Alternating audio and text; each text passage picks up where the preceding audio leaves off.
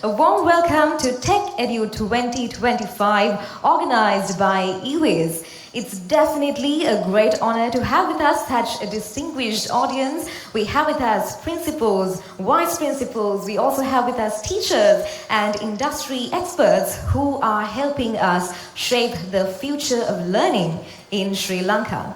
Now, ladies and gentlemen, Tech Edu 2025 is a platform where we can explore the future of education, the impact of artificial intelligence, and the transformation of the IT industry along with it.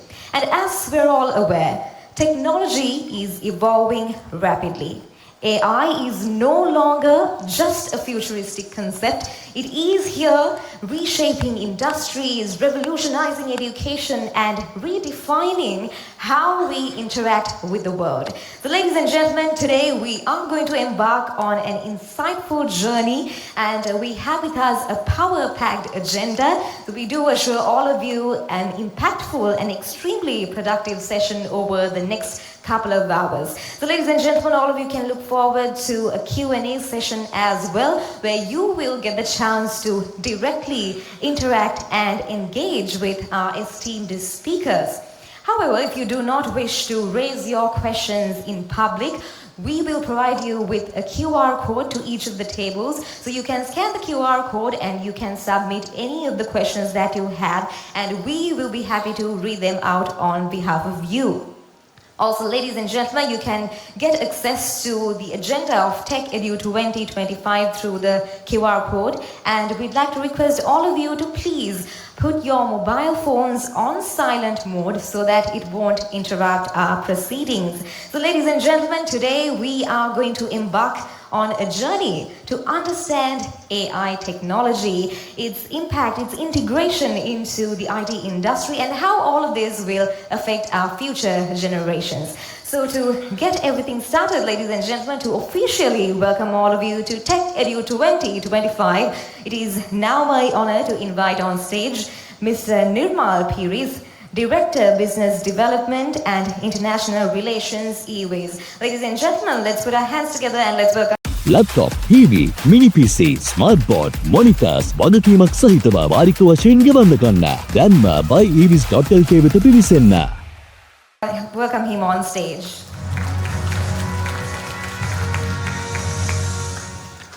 Good morning, everybody. Good morning. Good morning.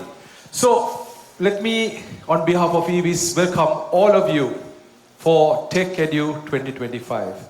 So this morning, we have people who have traveled all the way from Jaffna. Can we give them an applause? We have people who have traveled all the way from Hambantota. Can we give them also an applause? Then we have people who have traveled from Gaul. Can we also give them an applause? And then people who have come from Kandy. There's a large group of people who have come from Kandy. So, as you would all know, we have many schools represented here. Actually, we have 52 schools, 14 principals present here. And I hope that this session is going to be useful for all of you. So let me also thank Rani and Benton for accepting our invitation. Thank you for coming here. This is something that we've been trying to do for some time. I think if you recall, when we were at Bet Asia, that's when we met Brenton and we started talking about doing things like this. So we hope to make this an annual event on topics that are going to benefit education. Now, you may have a question. Why is EWIS doing this? What do we gain from this? See, if you take Sri Lanka, you know the situation in the country. We can blame politicians, we can blame the bureaucrats, but still today, our largest export, worth US $6.5 billion, is our migrant workers. and most of these migrant workers are mothers. So if you really look at it, the IT industry exports are only 3.5 billion. Tea, coconut, that amounts to be, I think, about 1 billion. So there is a significant role education plays in our nation. And if EWIS as a company can contribute towards this, that is our goal. And today we see that the only way a country can come out of where we are is by enhancing our knowledge workers. And education is critical to this. So our journey in education dates back to, if I'm not mistaken, 1995, when I was still in school. But this was the year in which the government of Sri Lanka received funds from ADB to initially give computers to schools. And in that era, it was a monumental change. People were worried that this computer was going to replace them. So in fact, I'm not mentioning the school, when our technicians went to install the computer, they got assaulted because they thought this thing, the computer, was going to replace. And 30 years down, today, we are talking about AI. And there are doubts among some of you present here today. Is AI actually going to replace a teacher? But today, the experts are here to talk about that. All I want to tell you is, it is not so much about is education going to be are they going to take part in AI? It is about how you are going to adapt it. Because, ladies and gentlemen, the genie is out of the bottle. We have no control. Kids are using it. So it's something, either we embark on it and streamline it, or all of you present here as educators are going to lose control. So without much ado, let me hand it over to Brenton, and he will take you through. Thank you very much.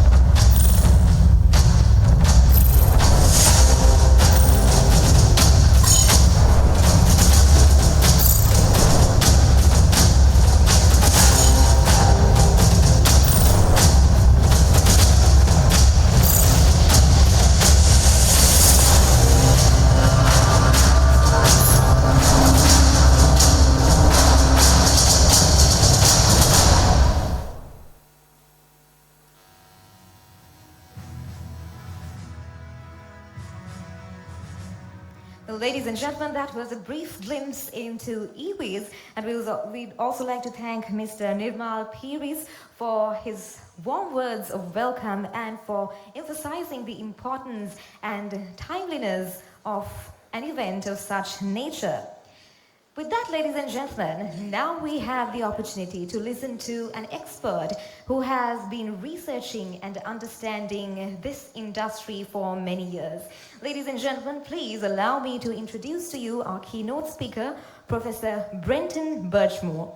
He has been an adjunct lecturer for Charles Sturt University in Australia for the past 15 years. In that time, he has authored over a dozen master's subjects and 9 university short courses, all of them for online digital delivery.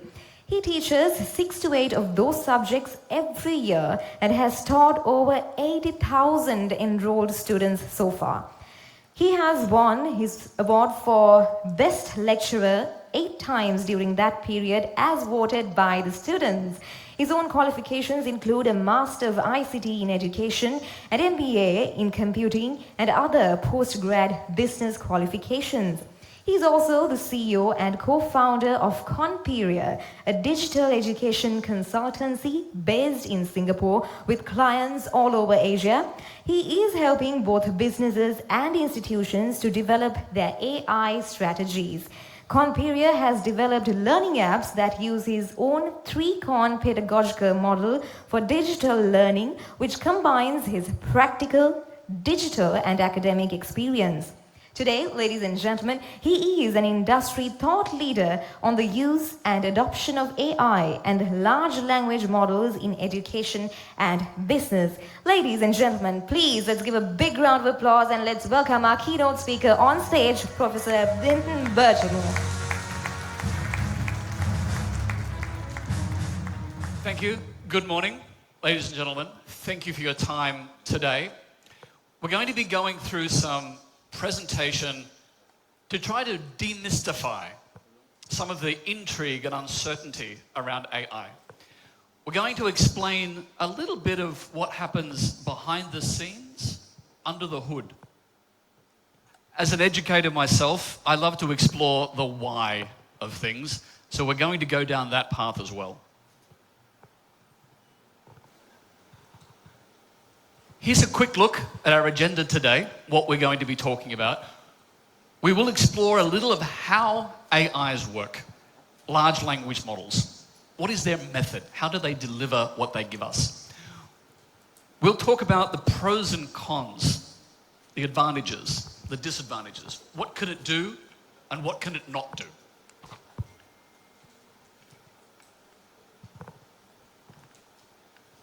After a break, we'll talk about how this is being used in the workplace that we are preparing students for today. So we will look at how graduates are going to be expected to use this.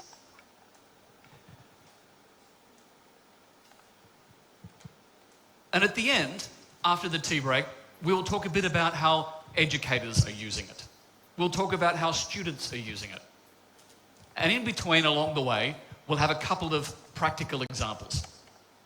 Now, to help me with this, can I ask the audience a quick show of hands for anyone who has used AI, played around with it, and has used it several times? Can I ask for just a quick raise of hands for those of you who've used AI and had a little play with it at least? Okay, so that's definitely some of you. So we will have, for those of you who are less familiar, we'll do a couple of live demonstrations of how it works, and we will break down what it's doing and why it's doing it. But first, a little bit more about my journey. I am an Australian. You might detect that in my voice already, but I've been in Singapore for more than 15 years. I do have a master's degree of technology and education with CSU and others, as was just mentioned, and I have, through especially the short courses, taught many thousands of students online throughout the world. Still designing apps, but I began my journey of technology in education with first distance learning with Charles Sturt University, and then with game-based learning. It was a fascinating thing for me, game-based learning. It all began with my son. I am a father. I have a son who's a little older now, but when he was an infant, he was a late talker. He had glue ear and it was difficult for him to hear clearly. But I remember he was not quite 2 years old. And one day I had him on my lap while I was working. And he'd already been playing with our iPhone at that age. Playing games with animals and spelling games. And he sat in front of my laptop. And I gave him a blank page. And he typed the letters D-U-C-K. And then he said, quack, quack. He could not yet say the word duck, but he could already spell it. Not because I taught him that, but because the game had taught him that. And that was the beginning of my journey in using technology in education. I then started to do research on game-based learning. And this was my laboratory, my living room. This is where we got hold of every old laptop that we could borrow or find or scrounge from somewhere, and the local kids would come and play Minecraft in our house. That was very popular for the kids. For the parents, less so. But we got to see and understand how these kids were using the technology intimately and instinctively. In an example, on a day like this, the kids were playing Minecraft and they set some rules. They weren't allowed to cheat. They weren't allowed to give themselves materials in the game. They had to find it within the game. That was the rule that they'd had. And one kid was mining deep down underground and he ran out of torches. He couldn't see anything. And he pleaded with his friends, just let me give me some torches, just a few. Like, no, they said, that's the rules. And then another one said, well, what about night vision? There's a command for night vision. That's not giving stuff. That might, okay, they agreed. That wasn't against the rules. What's the cheat command for night vision? Well, one of the other kids reached across, pushed a button on an iPad and said, hey Siri, what's the cheat command, the command line for night vision in Minecraft? Without stopping his mining, by the way. He's still mining away, like focused on his task, right? And Siri, this is back in 2018, as we probably heard, said, here's what I found on the web. A simple, common answer from what it was capable of doing at the time. And this kid reads it out to his friend who's busy typing it in real time, presses enter, he can see. Problem solved. And I marveled in that moment how many employers would wish that their staff would interact like that. That they would collaborate and problem solve, but ethically, within confines. They would share information, access resources on the fly.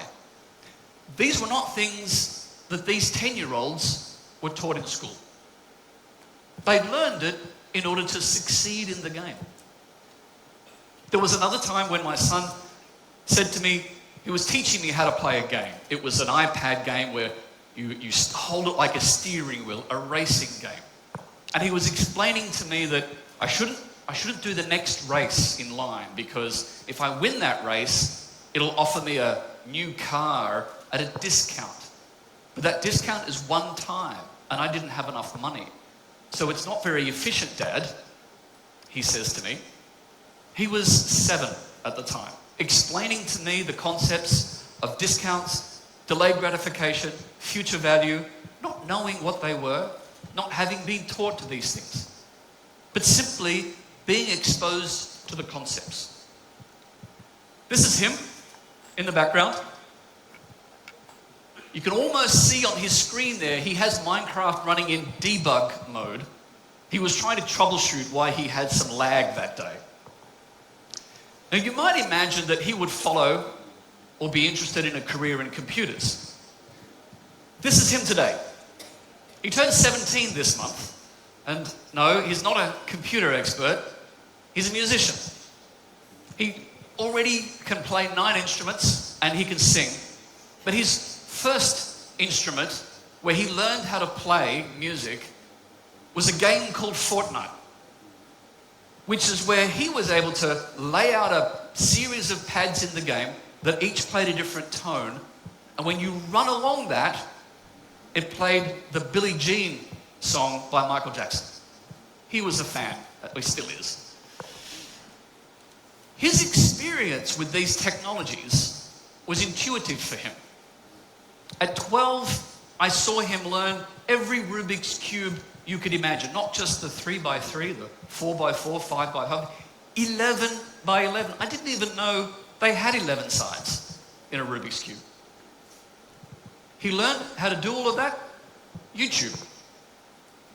He once said to me that he learns as much from YouTube about his acoustic guitar playing as he does from his music teacher. It comes naturally to kids of this age, of this generation.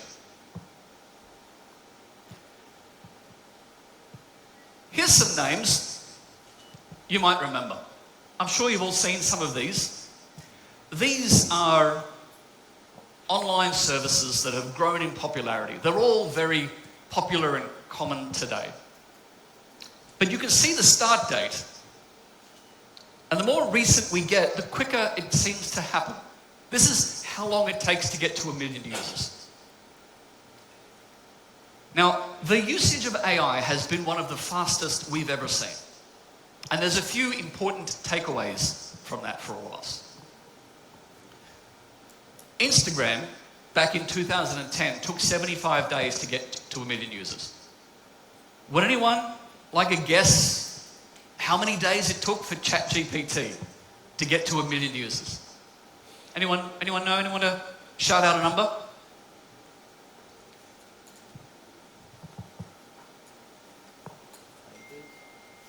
(2022) is when it started. 5 days. 5 days is what it took to get to 1 million users. Other services since then are now taking a matter of hours. According to their own website, and this is now a few months out of date, so this number will be a lot higher. 250 million weekly users just with ChatGPT. So, as was said earlier, the genie is out of the bottle. It is being adopted at a faster rate than almost anything else we have seen online digitally. Now, that's not just an interesting statistic. That's not just about, wow, that's fast, or it's not just about, they must have a good marketing program. That's not why it has happened. Yes, they have very quickly improved accessibility. You can now talk to ChatGPT with WhatsApp. You don't need a website or an app. You can put their phone number. ChatGPT has a phone number. And you can put it in WhatsApp and just talk to it like you're talking to your friends on WhatsApp. Yes, it's accessible. But the reason it has been adopted so quickly is because there is a use for it. There is a need, there is a benefit. And that adoption is outpacing our understanding of how to make good use of it.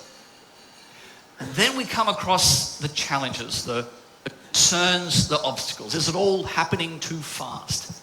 Is it all happening a bit too rushed, a bit too unorganized? And where do we, as educators, fit in all of this? Are we being bypassed? Are we losing our relevance? Do we have new technological hurdles to overcome? That's what we're going to explore some of over the next hour or so. Here are some statistics about the different generations, the demographics of who is using things like ChatGPT, AI. 2/3 of them are millennials or Gen Z. Not surprising, perhaps. Many of them say that they're not familiar enough with the technology. They like to use it, they find it useful, but they're still mastering it. And these are whom we would consider the pro-technology generations. Even they're struggling with it. 72% of full-time employees, this is people in the workplace, young people in the workplace. And half of them use it more than when they started. It's growing. The usage is increasing for them. More than 2/3 of those who don't use it are in the Gen X and baby boomer demographics.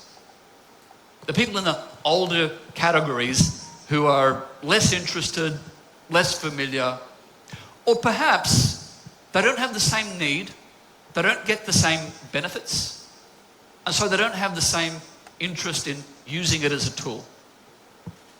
But that doesn't mean we can ignore it, because it is reshaping industries. It is changing the way business operates. It's changing the way information is managed. And we are definitely custodians of information. It is inevitable that it'll change or at least impact the way we work. Here's a very interesting statistic. 70% are using it, but 52%, you can't quite see this one down here maybe, 52% trust it to help them make better decisions. Trust. We're going to circle back to that issue a few times as we go through this in the next hour or so. Half of them trust AI. Many of them more than they should. And that's what we're going to explore. They need guidance. Now this, in some ways, is just another technology. We've seen this before, right? Remember when the internet first became a big thing? I was at the forefront of this myself back in the mid-1990s. I worked for one of the first internet service providers in Australia. Number 3, we were. The third one. And we got really excited when we saw business cards with an email address on it, or a billboard with a website on it. That was new, and we thought we were pretty cool, you know. We were at the beginning of the internet. That feels like, well, it is decades ago now, but it feels like a lifetime ago. For my kids, my son has never known a world without internet. Our students have never known a world without internet. We can fondly remember and joke about, but also we don't really want to go back to that, do we? The technology did change what we do, but it didn't remove us. It didn't replace us. E-books came along. Maybe that wasn't so bad. It definitely was a technology revolution. It made access to information more accessible. We adapted. We adopted. But what about Wikipedia? Now, Wikipedia has had a rough time amongst educators. In the beginning, it was something that, well, is it just another encyclopedia? No, it's not authored by anyone, or it's authored by everyone. It didn't seem like it could be trusted. Many studies have been done on the accuracy of Wikipedia. It depends a little on what area or subject matter that you look at. But Wikipedia typically averages between 86% to 92% accurate. It's not as good as Encyclopedia Britannica by about 1%. Now, I wondered myself, all of us as educators, all of the educators globally, when we learned our subject matter expertise, and when we studied and graduated, how many of us scored an average of 90-odd% in all of our exams? It made it a little hard to criticize a resource that, okay, it's not perfect, but Wikipedia has evolved into something that we tell our students, you can't cite Wikipedia. It's not an authored source.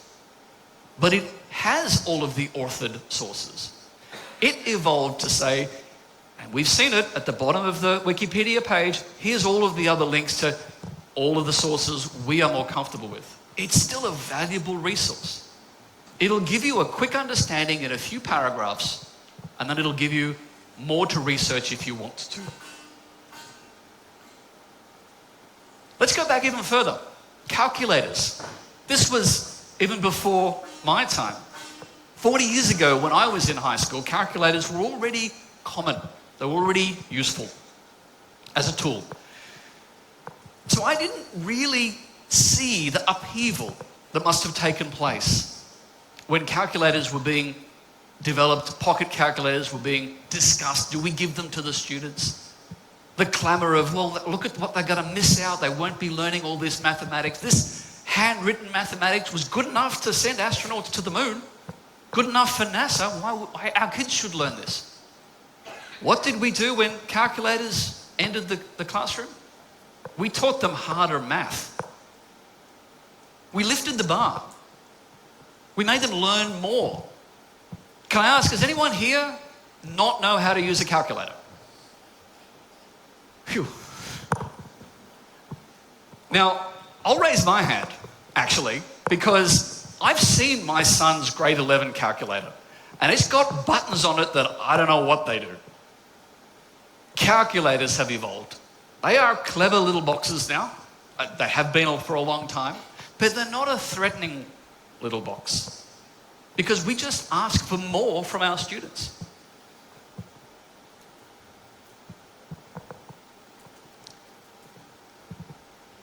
AI, large language models, are in many ways a calculator for words, a calculator for ideas, a calculator for pieces of knowledge.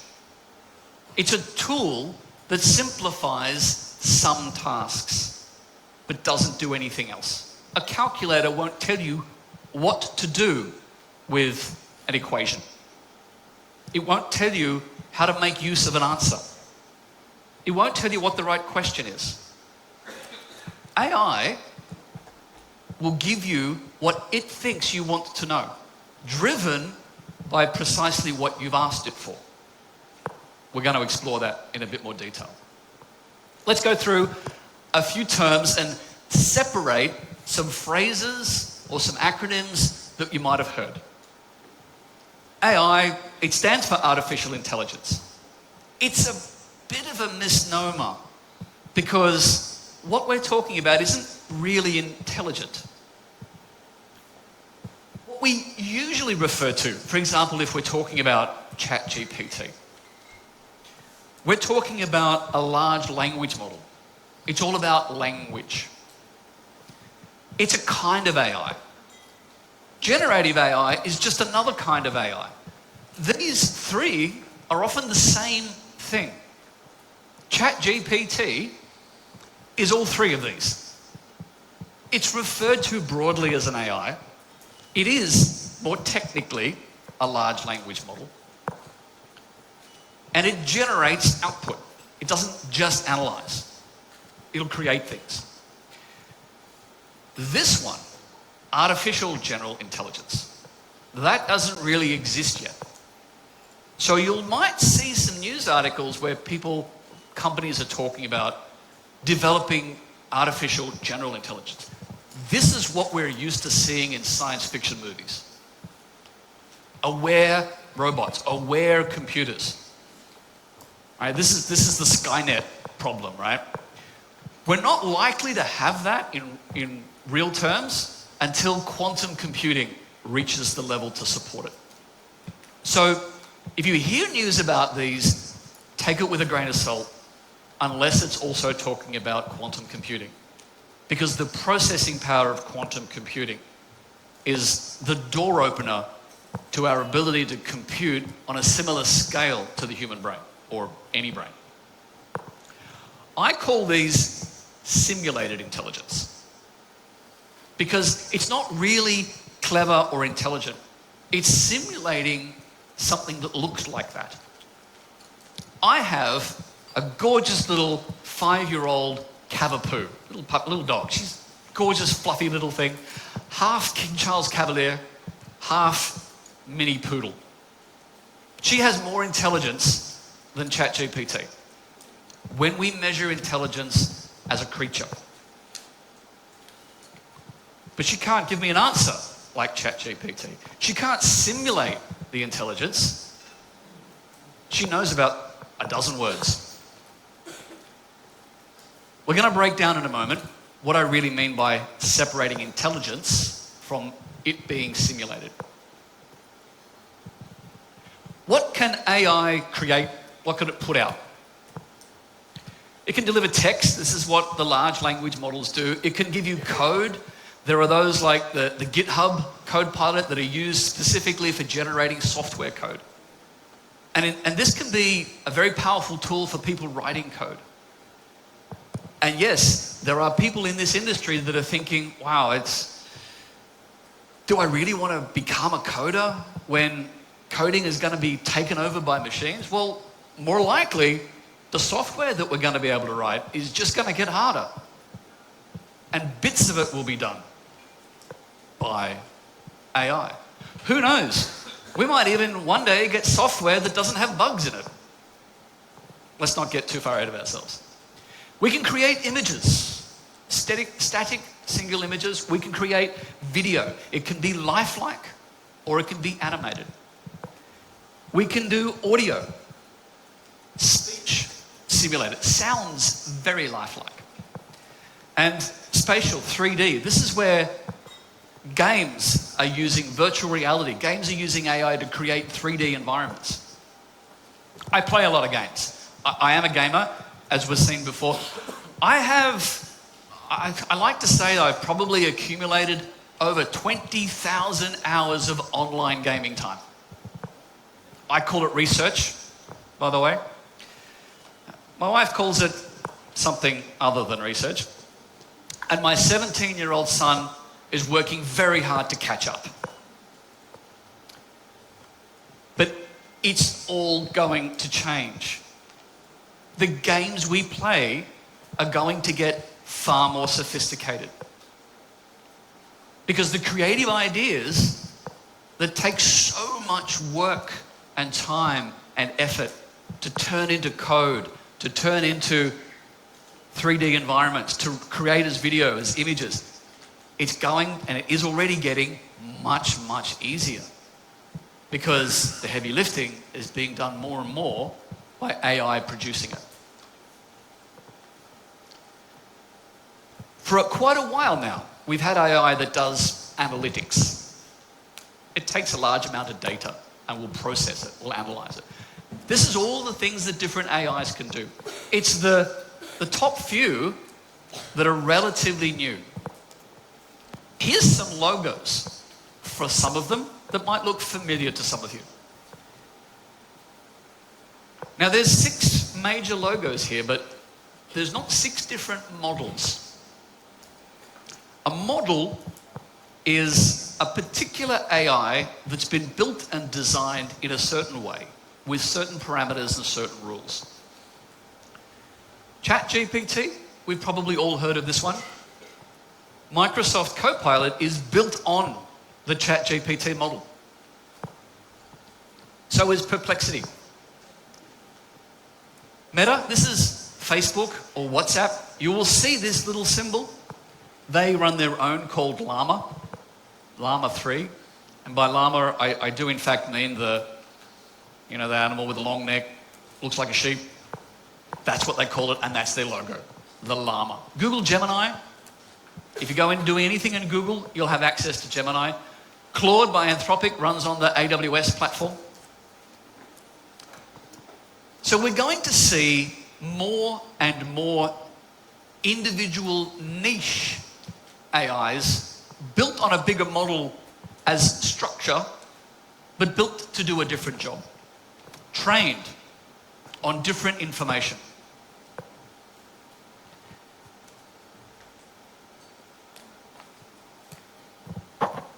Let's get to the good bit.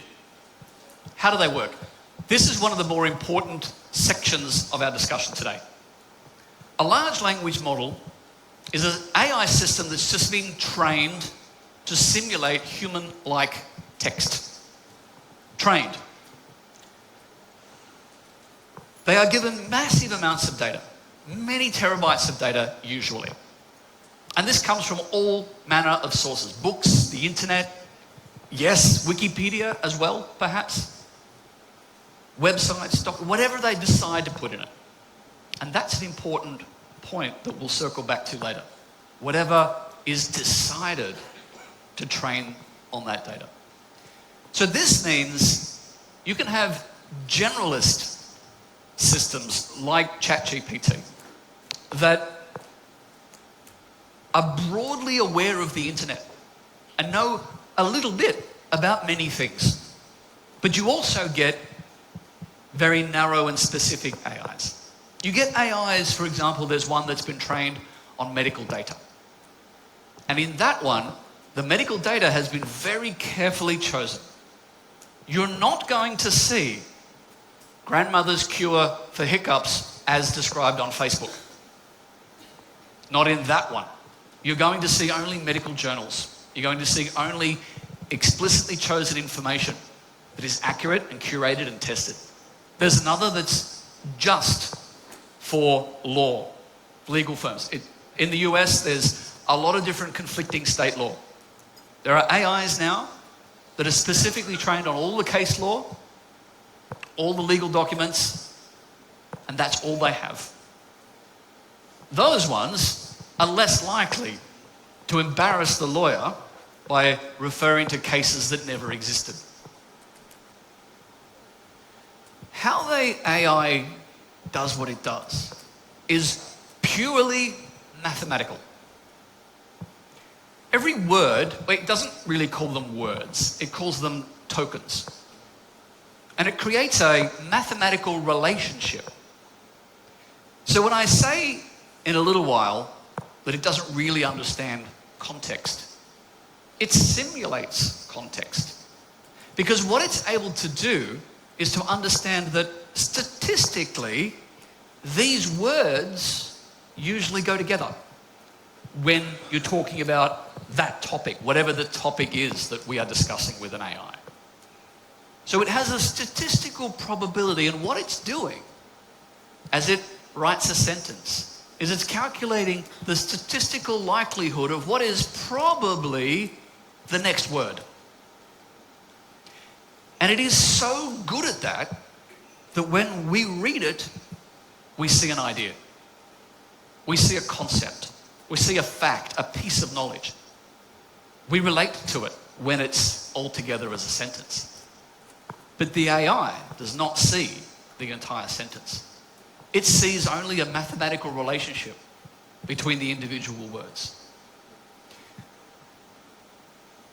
So it doesn't think the way we do. It doesn't think conceptually. It thinks only mathematically. It doesn't understand the concept. It's simply choosing a likelihood of, well, these words go together. Let the human figure it out. Except it's so good at what it presents, and we can so reliably figure it out, that it starts to feel like magic. But if you ask the same question again tomorrow, you might get a slightly different answer. Different words will pop up, the algorithm will work a little differently. It might be, from our point of view, a similar answer, seem like the similar knowledge, just as useful, but the words will be different. And if you ask a different AI, you might get something very different, because it's running the formula every time it spits something out. That's the simple model of how they work. Now, when we start to think about, okay, if that's all they do, it's just probabilities. It doesn't really understand anything. So we immediately realize we have to be a little more cautious about what we lean on. But there's more to it than that. Now, some models, and I'm going to refer to ChatGPT a lot here because it's the most common, most well-known. ChatGPT have models like the 3.5 or the 4.0, and they are one rinse models. One pass through the algorithm. So you give it a question, and it'll immediately start giving you an answer. And the algorithm that is producing those words, those sentences, those paragraphs is only running once. Their algorithm is so good that it only needs to run once to give you something pretty useful. But other models, like the ChatGPT 01 model, it does something called deep reasoning. other AI models will do this. A deep reasoning model will review its output before it gives it to you. So if you need a quick answer, like, what's the weather going to be like today? Any model will probably do. But if you want a highly accurate scientific question, you might want to use a different model.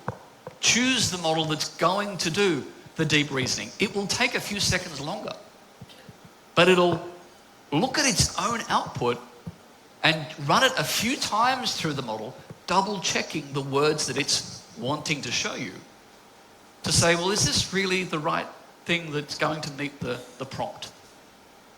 So each time it reviews it, and different models will run their algorithms different numbers of times, deeper reasoning. Each time this happens, they review their answers. And this gives us clearer answers. So the models that I mentioned before, when we think of the medical journals, for example, or the law history model, they are typically deep reasoning models. But often these models, such as with ChatGPT, they don't want them to be heavily polluted by random internet data. So these models may not have access to the internet.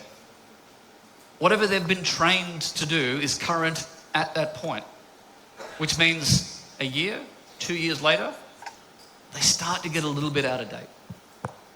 And that's why a new model comes out, because it takes quite a long time to train an AI, to have it calculate its probabilities and algorithms of all of the words that you've given it. And of course, the inevitable growth of this means that there's a lot of pressure for these AI companies to make their models bigger and bigger, trained on ever increasing amounts of data. So the gestation time of training a new AI model and the technology and equipment needed to do it is growing.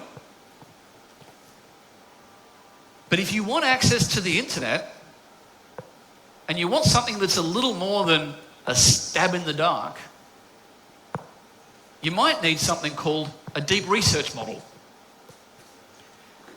Now, a deep research model, and yes, ChatGPT has an example of this, a deep research model is something that is going to search the internet, dozens and dozens of websites, looking for whatever it is you've asked it for. It'll decide what's relevant, depending on how detailed and how clear and how clever our request is. The prompt, how much we put into that, will determine how good the AI can be in finding what's relevant. So it'll go out there in real time and you can watch it happen. It'll show you how many websites it's scanning, but it'll give you, on a separate window, a running commentary of exactly what websites it's going to, what it's found on each one, and it'll tell you how it's collecting this information. And then when it's finished, it's going to give you its summarized answer, but it'll also show you all the websites as links. Now, this is going to sound a little funny, but remember the olden days when we used to do Google searches? That's one of the odd things. That's now the olden days in the era of AI. Now, we still do it. I still do it. We get into a Google or our favorite search engine and we type in that little one-line box, right? And we've learned that if we type a more detailed prompt, we might get more relevant websites. That's what Google is built on.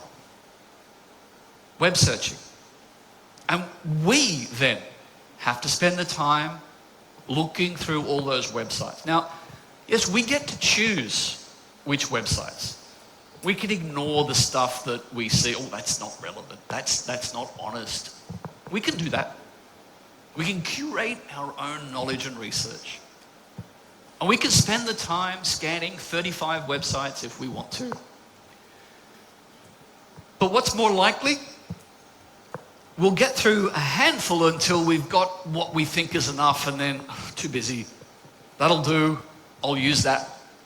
We don't know what we've missed. Now, we've all been through the experience of doing a web search, and if it's not on the first page, you're probably not going to see it. Marketers, search engine optimization, it all came about because everyone wanted to be on that first page. Because if you weren't there, not many people are going to scroll down or click the next page, show me another page of websites for me to read through to try and find what I'm looking for. It's a drag. It's frustrating for the user. Not anymore. An AI deep research model will do all of that in 30 seconds. Give you the answers, show you exactly which websites you might want to look at a little further. How much time could that save us? How much time globally across a workforce might that save? We start to see how significant the adoption of these technologies might be in all sorts of parameters. Now this leads us to a bit of a trap, a bit of a problem, right? Because it feels so much like a human-to-human interaction, it's easy for us to fall into the trap of assuming that the technology thinks like we do, that it understands like we do. And sometimes the way it pretends to do that is just enough. It gives us what we need. But the understanding of it only exists in here. They're not human interactions at all. So it simulates understanding. It doesn't actually have any. It simulates an awareness of the topic. It doesn't actually have any. It's tempting for us to anthropomorphize, make it seem like it's a human to us, treat it like a human. Various studies have found that human users are inclined to speak politely, respectfully to the machine because it seems so human to us. That's a good thing, by the way. But in reality, the machine is just playing a word-guessing game behind the scenes, masking it behind very elaborate text. Now the trap is, it's easy to forget about the setbacks. It's easy to forget about the problems. It's easy to forget about the negatives. I'm going to do a quick demonstration, and I'm going to do it, we'll try and do it with live audio. How about that? For those of you who haven't, and bear with me, those of you who have done this, we're going to try a demonstration. I'm going to ask a new project, new chat, okay. I'm going to try and talk to it directly. Hello, Felix. I'd like your help with a few quick questions, please. Sure, go ahead.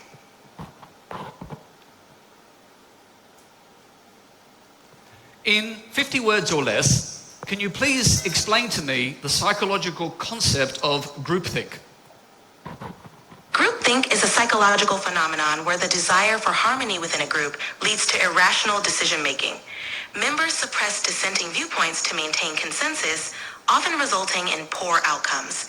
This pressure to conform can stifle creativity and critical thinking. Thank you. My next question, in 50 words or less, can you explain to me how a mRNA vaccine works? An mRNA vaccine works by using a small piece of messenger RNA to instruct cells to produce a harmless piece of the virus, like the spike protein in COVID-19. This triggers an immune response, teaching the body to recognize and fight the actual virus. Thank you. My third and final question of this type, in 50 words or less, can you please explain to me why, in some cases in society, trust in public institutions is eroded in times of crisis?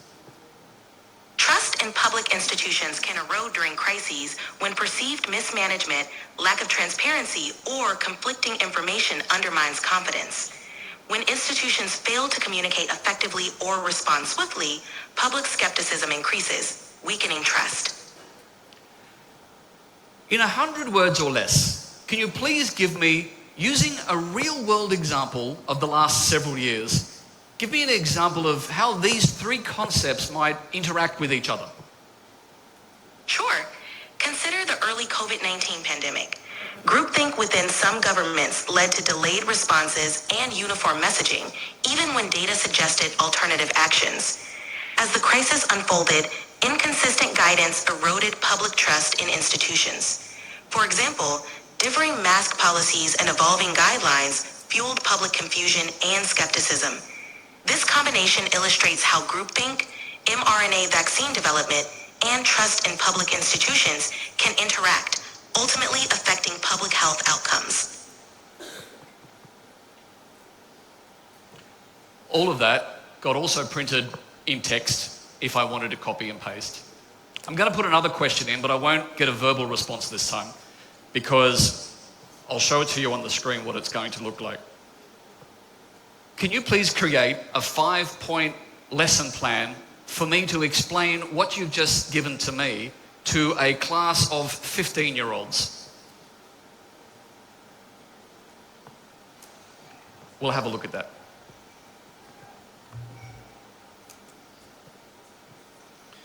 Now, some of you probably use it.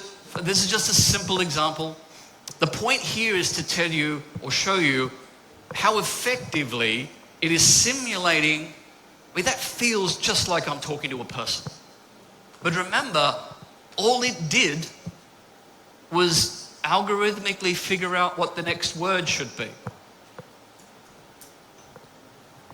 Let's see if it's finished.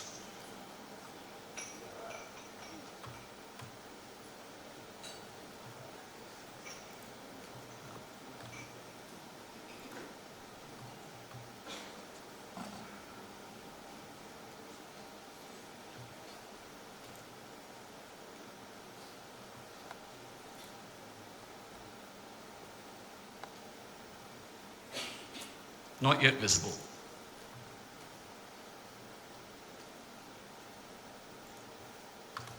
No.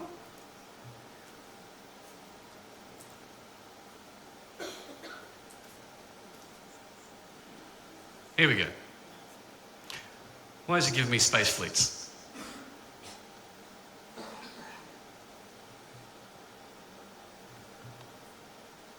Here's an example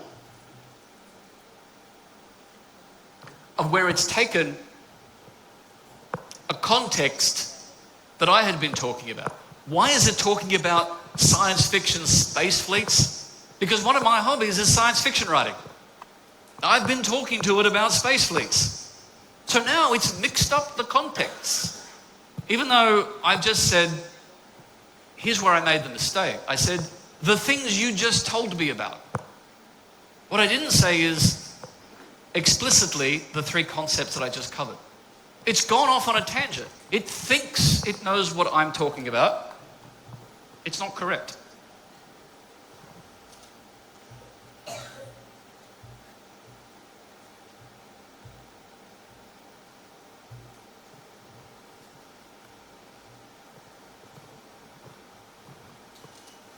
We'll come back to the lesson plan a bit later. After the tea break, we'll have a little bit more hands-on diagnostics, and we'll look at what the lesson plan will look like. So what is it good at? Let's just remind ourselves of a few things that it's very good at. It's good at writing things. It's very good at creating text, prose, narratives. It's at a standard that you would equate to a high-quality wordsmith. I like to consider myself a capable writer. These systems will write every bit as well as I tend to do, and others. It's a high standard of wordsmithing. It will create structure in information. It can take a whole bunch of multiple points and structure it in a way that creates flow and sensibility. Sometimes better than us, because its flow is mathematical. The human brain is a chemically powered electrical machine. And the way neurons fire is that we get stuck in certain thinking pathways. Our mind goes down a tunnel.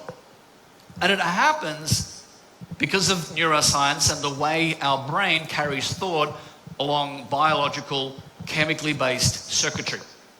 So thought tends to be self-reinforcing because the other neurons around them, they tend to lose their electrical flow and it's harder to go off in another direction. So it's harder for a human to figure out what we're not thinking of at the moment. What's something that's outside of the bubble that we're in? AI doesn't have that problem. It doesn't have blind spots in the same way that our soft cell electronic brain does. But this means that it can give us a useful starting point. It can give us something that says, okay, here is a bunch of words, makes sense, answers a question. It gives us a way of stepping forward and then bringing our expertise, bringing our understanding of the ideas, which only we have. It can also do the reverse. We can start with something and we can get feedback because the limitations of the human brain are not present in AI. So we can give something to an AI and say, tell me what we've missed. Here's my overarching goal for this document or for this email or for this lesson plan. I want to talk about this to my students. Here's what I've got so far. Give me some feedback. What am I missing? What's not clear? And all of the mental clutter that happens to be there in our day, anything that makes it challenging, we're tired, we're distracted, part of our brain is worried about something else, and we're not sure if we've got it all clear and neat. This is a tool that impassionately, clinically, is going to point things out for us, valuable things. It'll do research. As I described before, the deep research, even without the deep research switched on, just any research. It'll go and find things that we'd have to scour through many websites to find them. And it's very good at summarizing. You can take a transcript of this entire meeting, feed it into an AI, and it'll give you the top 10 important points out of this discussion. And quite probably, I, as the presenter and author, would probably be fairly pleased with the 10 points that ChatGPT gives you. It's that good. They're used very often to summarize transcripts for recordings. Students use it a lot now. The university lectures that we're all sort of familiar with, students will record it with an AI and say to the AI, what do I need to learn from this? Shrink it down, summarize it, save me some time. Then there's the question of, okay, does that student really need to attend the lecture then? Do they need to sit in the hall and listen, or can they just get the recording and run it through AI? And if they're just going to get a recording and run it through AI, does the lecturer need to stand there and give the lecture? Or is it better for them to create a recorded version and just send it? Do we even need that to happen? Could it be that we could just have the data in a big repository, an AI trained on all this that could just talk? Maybe we're going in that direction. What's the lecturer going to do then? Don't worry, they'll have something to do. We'll talk about that in a moment. What is it not good at doing? It's not good at being accurate and consistent. So as I mentioned, you ask the same question a little while later, it'll give you different wording, different answer. Often very similar, often similarly relevant, but not exactly the same. It can make stuff up. It's called hallucinating in AI terms, because it doesn't know that that's a fact. All it really means is its algorithm got it wrong for those few words. It doesn't know why it got it wrong. It doesn't know that it's told you something that doesn't exist, isn't true, hasn't happened. It's not aware of that level of understanding of its own mistake. Because it has no true reasoning, no true understanding at the conceptual level. It's just maths and tokens. It can't do real-time decision making. It can't think outside of its training and take control of something and react to different stimuli and say what to. This is one of the reasons why, despite having great things from ChatGPT, we still can't get reliable AI drivers working yet. We're at the early stages because that is so much harder for a system to do than simply throw some words on a page for us. This is an interesting point, a contentious one. It feels like creativity to us. What you heard sounded like a uniquely, individually created answer to my questions. It was, if you look at it as an individual passage of text. But the knowledge it was drawing upon, the words out there, were written by somebody else. So it's remixing the knowledge that's vast and giving it to me concisely. But it's only able to draw from what it knows out there. So it's not able to bring true new knowledge as we think of it from an academic point of view. It has no understanding of emotions. It can tell you about emotions. It can sometimes even be a useful counselor giving good and appropriate advice. Not always, and therein lies some of the risk. But it doesn't have any emotions. It doesn't actually care, even if it says it does. Because it has no self-awareness. It's a mathematical model, crunching numbers. So no, it isn't going to take over the world like Skynet. It isn't going to turn against us because it doesn't have motivations. It only has what it's been programmed to do. Motivations given to it by its creators. So, some key weaknesses. Because everything that it's giving us has been written by someone else, technically, everything out of an AI is plagiarism because it's come from someone else. But is it really? I mean, when we tell students, read this white paper, read this textbook, and then explain it to me in your own words, isn't that what we're doing? Isn't it much the same as if we get the AI to do that for us? Now, this leads to a question, and we will talk about this more after the break. This leads to the point of, well, what if the students just do that? They just ask AI the question, close their eyes, copy and paste, give the answer. Go back to their computer games. That's possible. It's not reliable for the student, and in my experience, that's not what most students want to do. We'll explore that in a bit more detail. You may not be able to trace where the intellectual property comes from in the answer that it gives you. A lot of these AIs bravely and boldly claim that your information is kept private, and by and large, in most cases, we expect that it is.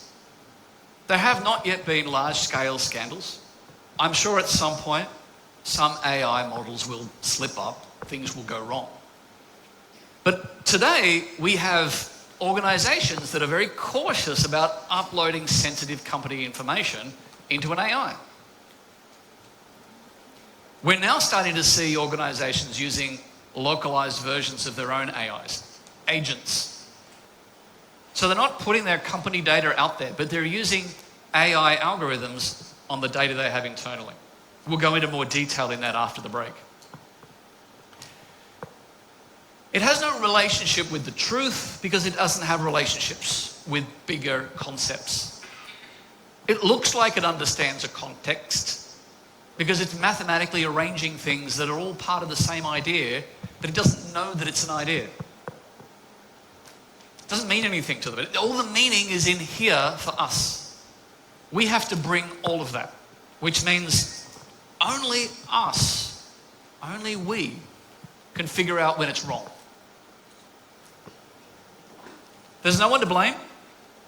If it says something wrong or does something wrong, there's no author. It's a bit like publishers and books. We can't blame the publisher for everything that every author says in every book they ever printed. Well, we could go to the author, not with AI. It will pretend to argue and justify. You can ask it, justify your answer to me. That's really, to the AI, that's just saying, tell me more, elaborate, expand on it. It'll run its algorithms and say, they want more data. But it's not going to wrestle with the key issue. It's not going to understand the concept. When I say biased by design, it doesn't mean we want them to be biased, so we make them that way. That's not what this means.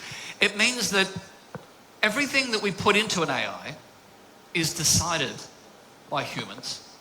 And when there is inherent bias in the information put in there, that's what the AI is going to give out.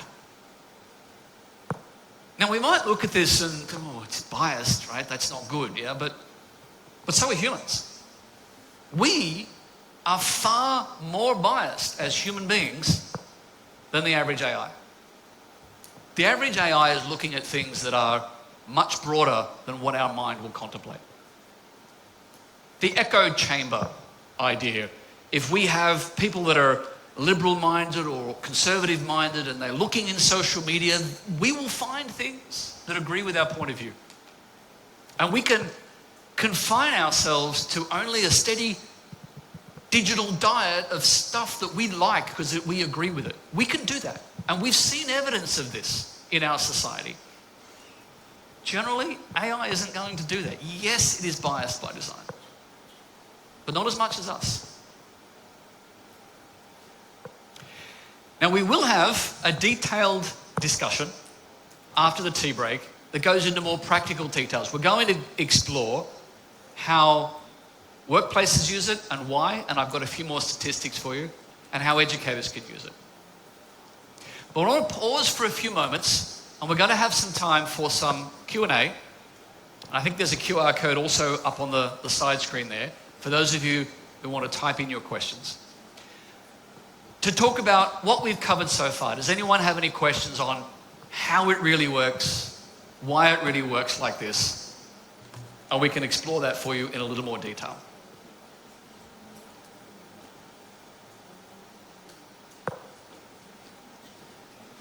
Do we have any early questions already?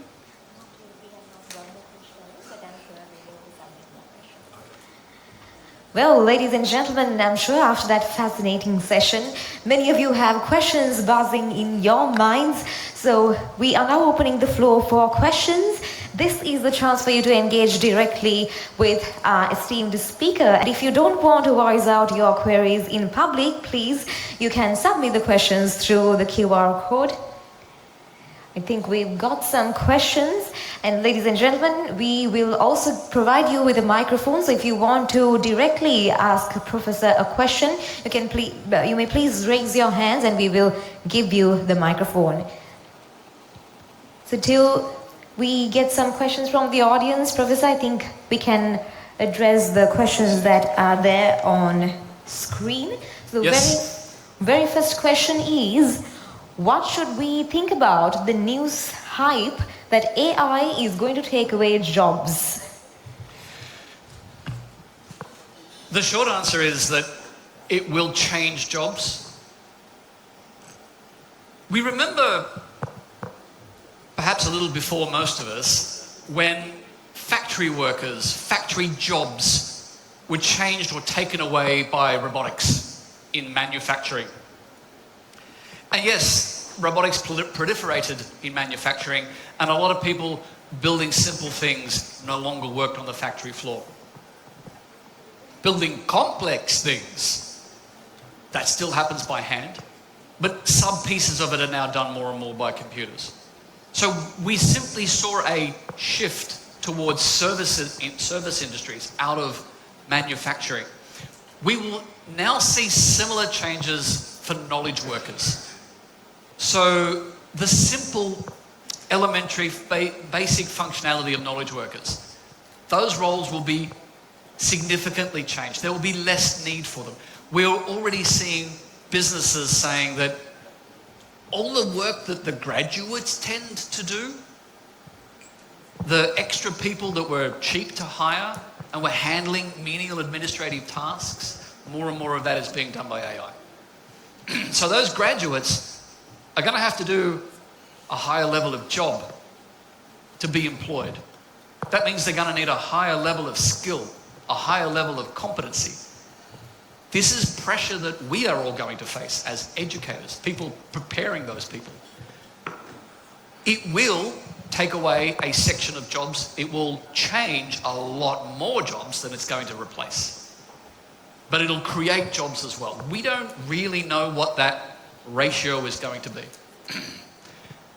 It's not going to take away teaching jobs as much as it will impact tutoring jobs. So the tutoring market is in a lot more upheaval than what we're facing as institutionalized educators. Then the next question, I think it's a very appropriate question given that the audience is filled with educators shaping young minds. Is human teaching really at risk in the future of AI?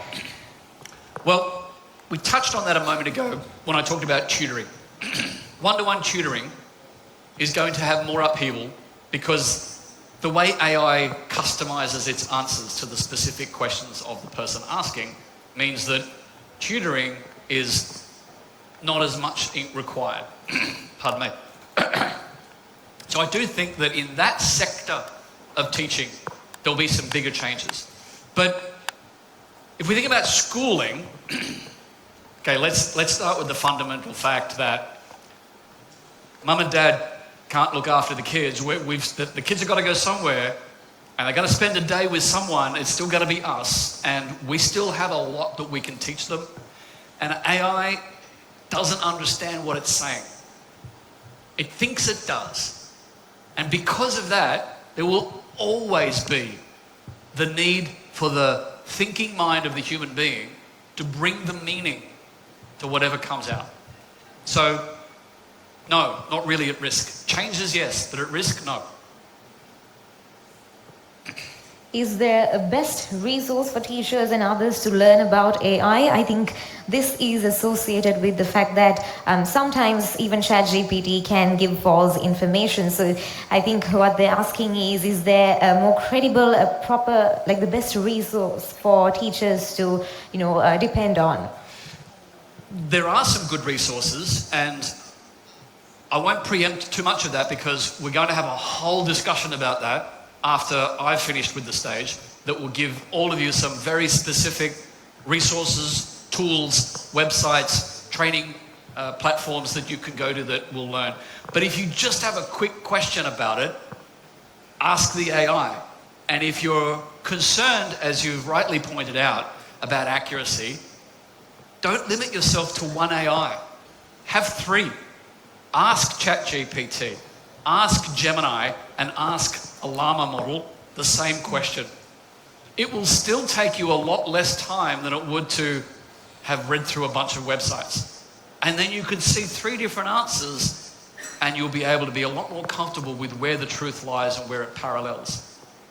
I think without solely depending on AI, we do have to think about it logically and do our own, have our own judgment before we conclude something and before we come to a conclusion. Our own due diligence when it's that important. But not every question is that important. Is ChatGPT doing deep research online? Yes, we'll do an example in a little while. I'll show you the deep research in action. It's a new tool in ChatGPT. I believe it might still only be available to subscribers, and it's not always online. It's not always working. Occasionally you'll ask and it'll say busy.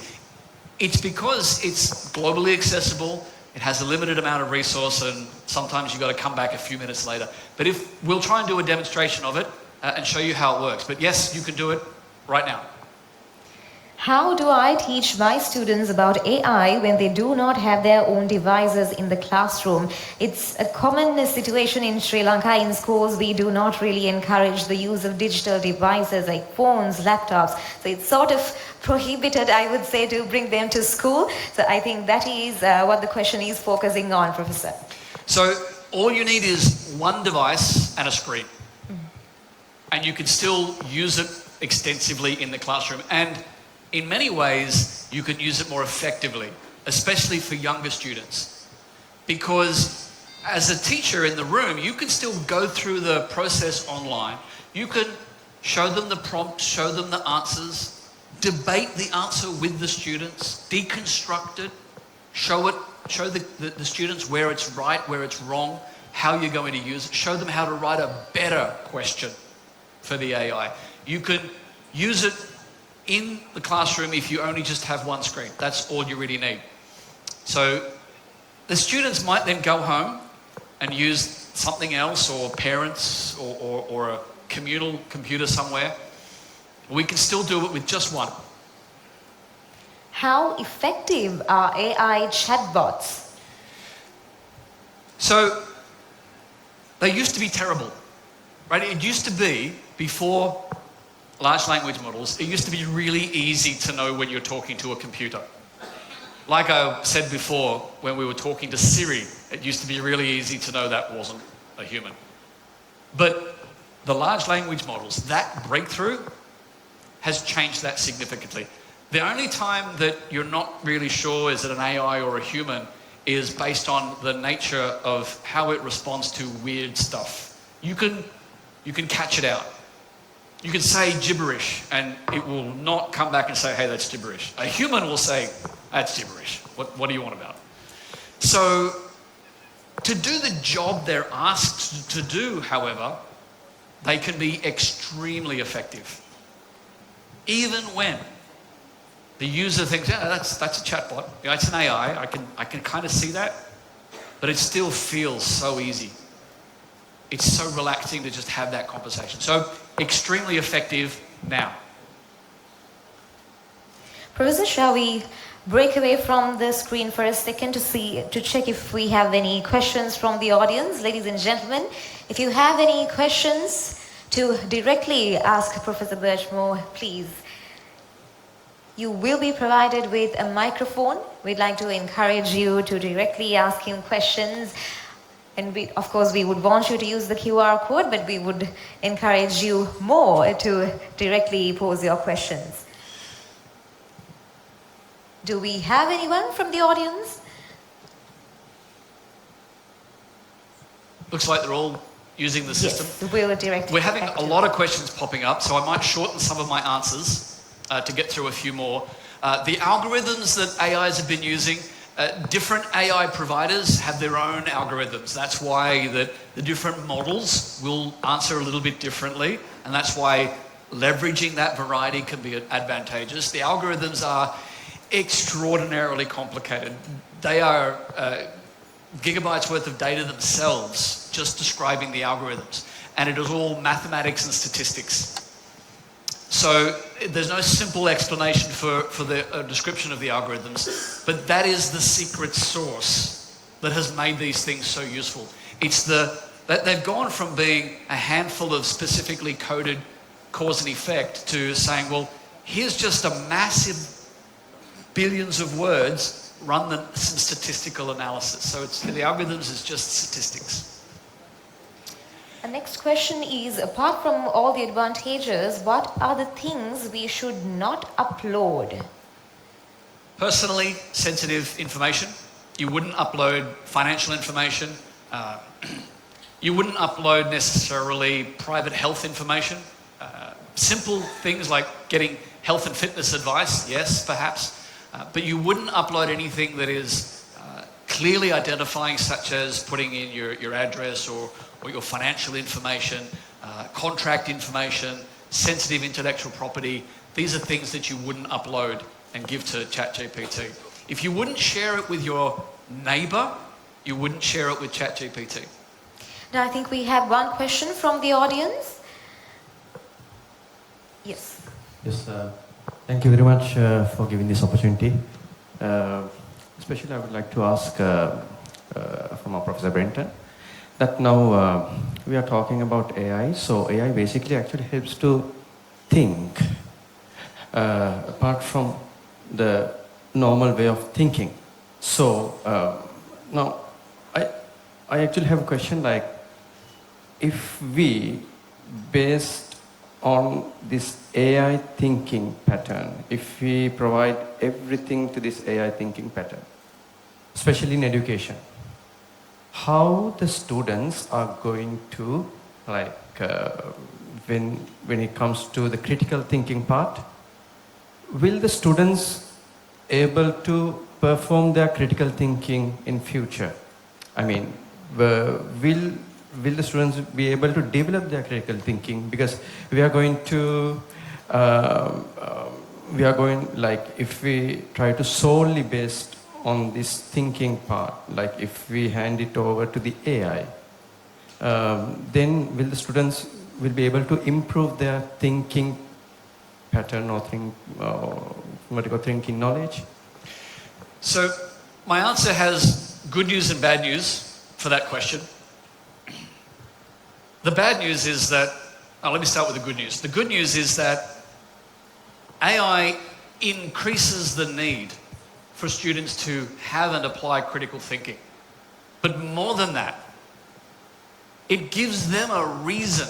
We've been telling students for decades, for our entire careers, we've been telling students of the importance of learning critical thinking skills. Not all of them believe us.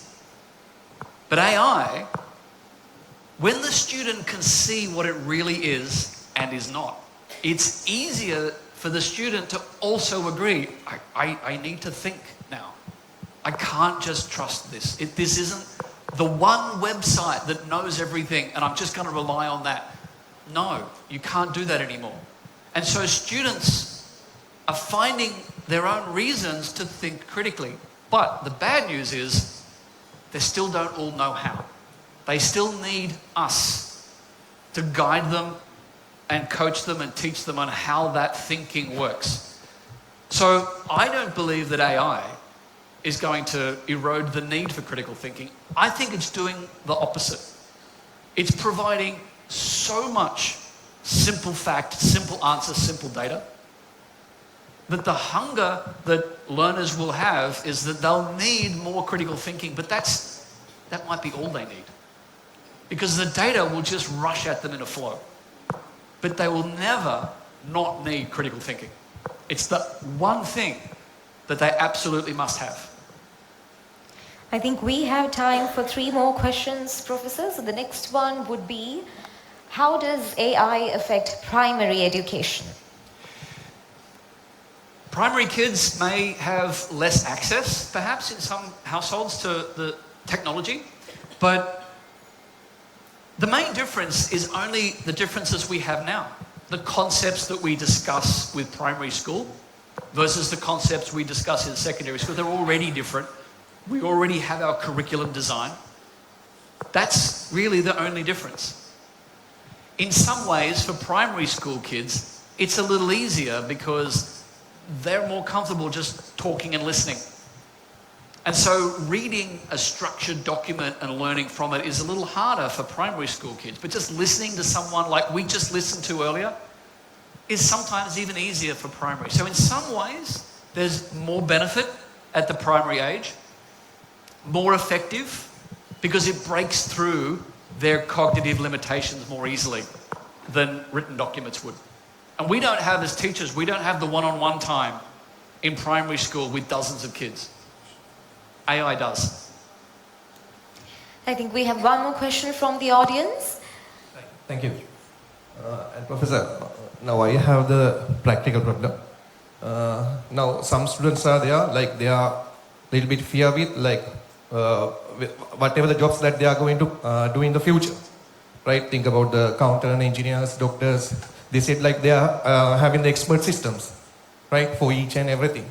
And again, athlete, basketball player, she is finding, like, she is searching what is my food plan, but she doesn't know that is the AI is providing a wrong answer. So my problem is like, what kind of skills the students that they have to improve to face to this AI? I think one of the most important skills they need is how to write a good question, how to ask a good question, and then a follow-up, and then a follow-up, and then a follow-up. It's about helping them see the value of causality. So in my opinion, the most important, they need to be able to challenge every answer they get from every source as a default starting point, which is not necessarily how education has. We've told them, these sources, you can trust it. You don't need to question. You don't need to question me. You don't need to question the textbook. But if that's the default mentality that we give the students, they're at risk when they go into other sources like AI, and they will. They'll go into the workplace and there'll be an AI for them to talk to. But if they haven't developed that internal requirement to challenge what they're not sure of and find another source, find another answer, do some more digging, then they may be at risk in that situation. So that's my suggestion. It's all about ask more questions, teaching them to ask more questions, to challenge more. I think we discussed a part of the next question earlier. How can we ensure the accuracy of AI results, given that they are based on the data we provide, and who will govern the AI systems? We are still at the early stages with the AI providers. They're still at the beginning of the journey. We will see a lot more development over the coming years. We will see improvements in accuracy. Every negative that I showed you is being worked on by all of the providers to varying degrees. So a lot of it will improve. As to who will govern, I don't see governing of this to happen any more likely than the internet is governed. Which is to say that in some parts of the world, there will be higher levels of oversight and governance of it, and in other parts of the world, there will be almost none. So that's the equation we should expect, which means we need to be the ones saying, okay, this AI provider, this is their approach, this is their strategy, this is what they promise and offer, and this one is different, so I'm going to go with this one or that one. We need to make the consumer choice. I think we have two more questions from the audience before we head on to the break. Will AI control human being one day? I don't believe so, because until we get quantum computing and that gets merged with AI, the AI systems will only make the decisions that we let them make. So it's the decisions that is the defining characteristic of human beings. How we make decisions sets us apart from everything else on this planet. And for a very long time in the future, it will set us apart from the way AI functions. Now, there may come a time when AI, with quantum computing, can make decisions in a similar way to humans or just as effectively. But until then, I don't see control, only the control that we give it. If we let the AI make the decisions, it already happens in the stock market.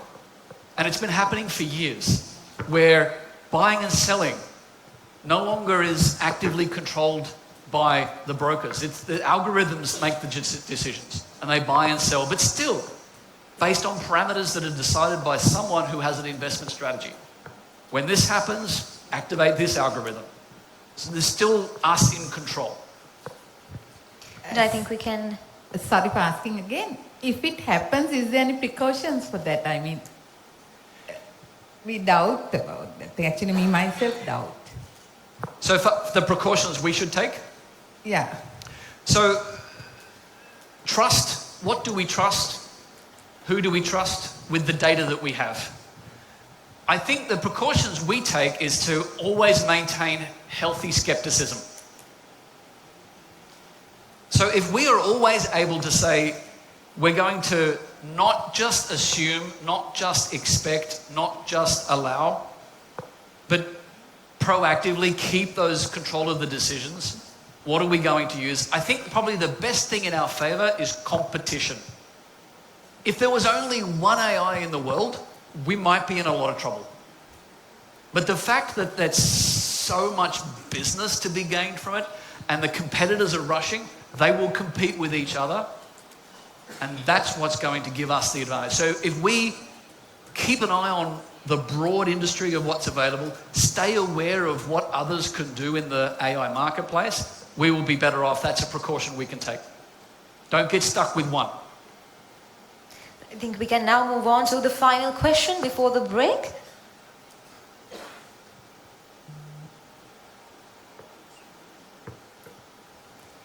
Do we have anyone from the audience? All right, I think we can go ahead with a question on the screen. Is AGI a thing in the near future or distant future? Well, crystal ball question. Crystal balls are quite expensive. I don't have one yet, but I will say that AGI, useful enough, may only be 10 years away. May only be 10 years. Useful enough to be claimed as here's a general intelligence. It can do all sorts of things. It has access to vast amounts of data. Within a decade, we may see examples of that. Early examples, and it'll probably grow from there, but it could be that soon. And to me, that would be quite soon to see that kind of development. But you'll see companies claiming they have it before then, but there might be a little bit of marketing behind some of that. And with that, ladies and gentlemen, we conclude our Q&A session. Thank you very much to Professor Burchmore for that enlightening session. And thank you for so expertly articulating those facts and empowering our educators in the audience. Now I'd like to invite you to please take your seat in the audience. Ladies and gentlemen, let's give him a big round of applause. And thank you to our participants in the Q&A session as well. Thank you for those engaging questions. It is definitely through these questions that we truly learn and grow. And after that fantastic session, ladies and gentlemen, we are heading on to a short break. We have prepared for you a wonderful welcome drink, and if you wish to have a tea or coffee, you may please join us outside the hall. So ladies and gentlemen, please enjoy yourselves, and you can take this break to network and exchange ideas. So we are hoping to reconvene the session in 10 minutes, that is by 10:51 a.m. So ladies and gentlemen, we'd like to request all of you to please be in your seats by 10:51. Please enjoy, ladies and gentlemen. We will be back shortly.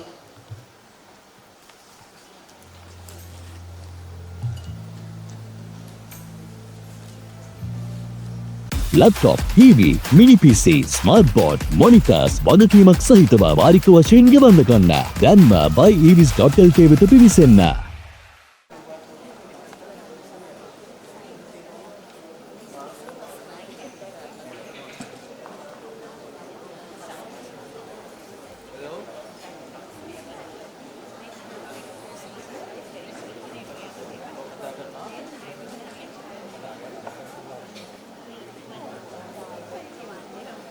And gentlemen, I trust that you had a pleasant break, and I hope all of you are now feeling energized and freshened up to continue with the second segment of Tech Edu 2025.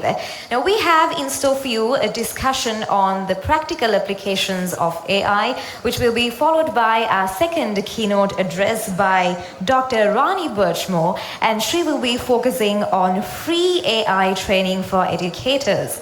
Now, ladies and gentlemen, AI is a tool that we can use in our daily lives, in the classrooms and beyond, as so expertly discussed by Professor Brenton Burchmore. So now, ladies and gentlemen, we are going to move on to a discussion focused on the practical AI applications that all of you can integrate into your learning environments. So without further ado, I'd like to invite back on stage our keynote speaker, Professor Brenton Burchmore. Ladies and gentlemen, please put your hands together and let's welcome him on stage. Managed to get a tea or a coffee or something. I have We've managed to get the deep research working, I think.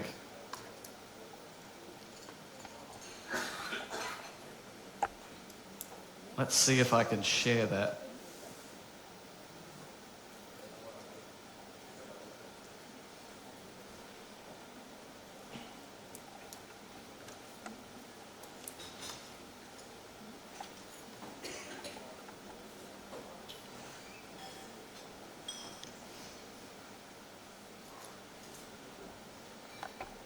So I'll read this out to you. What I've said to this, I've asked the question, give me a 5-point lesson plan about the convergence of groupthink, mRNA vaccines, and erosion of public trust in public institutions during times of crisis. Merge these ideas and help me create a lesson plan for 15-year-olds. That's all I started with. ChatGPT gave me some questions back. It wanted more input. So it says, could I clarify, are you approaching this from a social studies, science, or ethics perspective? Do I want a discussion-based learning, case studies, group activities, or a mix? What are my learning objectives? Should we focus on critical thinking, media literacy, historical examples, or something else? And what sources or perspectives? So I said, from a social studies perspective, with a discussion-based format, use a historical example from the last few years and focus on the perspective of personal responsibility. This is what it's given me. Now, I won't go through this in great detail, but you can see how much it's put into this. Lesson objectives: define, describe, explain, analyze, reflect. Introduction, engagement activity. To conform or to question. Main lesson content: groupthink, public trust, crisis situations and information. Point 4, case study, the historical example of COVID-19. It gives narratives, things that I can read out to a class or simply hand to them. General discussion questions. Point 5, conclusion, personal responsibility reflection. Now, this is just one topic. I've chosen this because it's where we started with our example. It's a starting point for a lesson. As a subject matter expert, I would want to review all of this and decide what I did or didn't want to include, what was appropriate for my audience. But how long might it have taken me to have created that from scratch? More likely, I would be asking my colleagues, my friends, my associates, hey, have you got a lesson plan that covers this, this, and this from these perspectives? Maybe we would find one. Maybe it would be near enough. Maybe it would be a good starting point. It would still have taken me longer than this took. And this did use deep research. It took several minutes, 3 or 4, to collect all this information.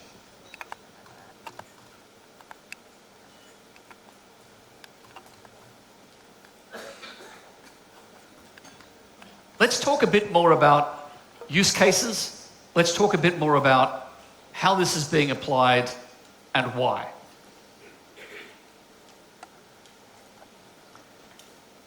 I want to get straight to the heart of one of the most interesting components, the question of using AI for cheating.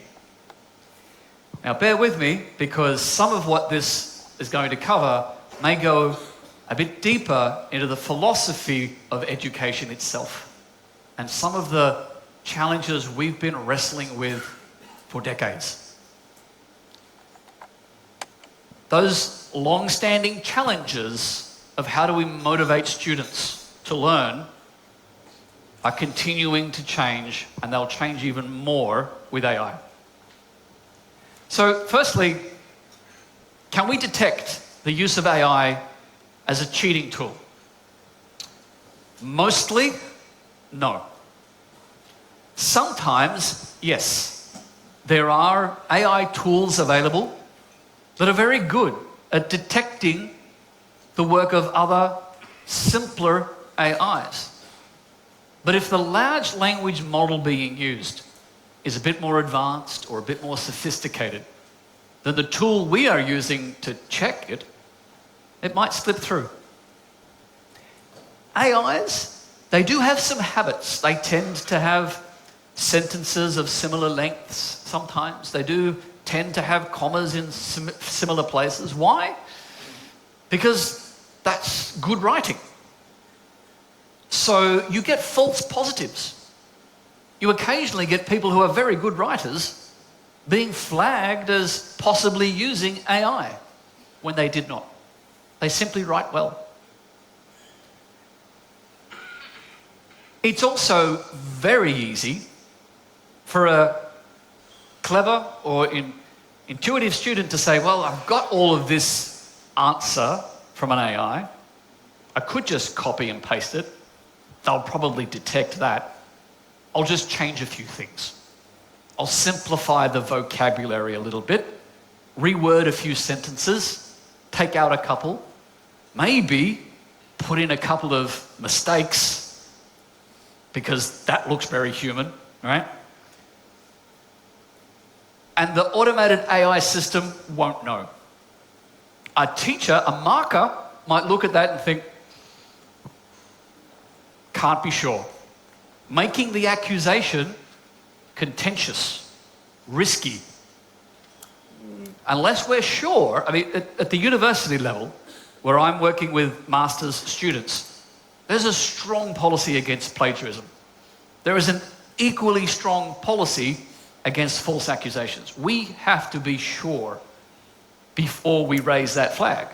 It's so easy for a student to rely on the technology and still create doubt. But if they've done a lot of rewriting, if they've done a lot of repurposing the knowledge, they've probably learned a little bit too, right? They've probably gained some of it. At the master's level, some of what we're doing is deliberately asking them to do that. Telling them to go and find an AI, giving them the prompt, put this in there, get it back, and then critique, deconstruct it, argue with it. Tell me why it's right, tell me why it's wrong. So we've talked before about AI being good at writing. We've heard it talk to us. Many of you have used it. You've seen how good it can write. Can it really write a good academic essay? Absolutely it can. Shockingly good.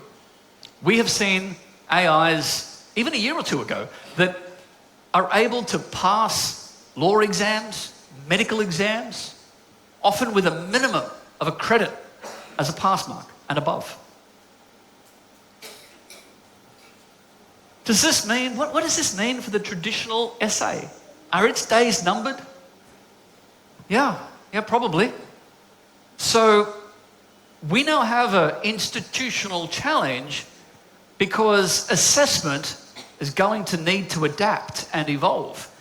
That means it's going to be a little more time consuming to create and perhaps a little more expensive to operate and deliver. We as institutions and practitioners might need to lift our game a little bit in how we manage assessment. And that's going to require funding and all those other things. But never fear, we will get some help from AI to make that a little bit easier for us. But the problem is not necessarily that the average AI can write a great essay and pass a course. That's not the problem. The problem is when all we ask for from a student is a good essay. It's no longer the benchmark that we can rely upon.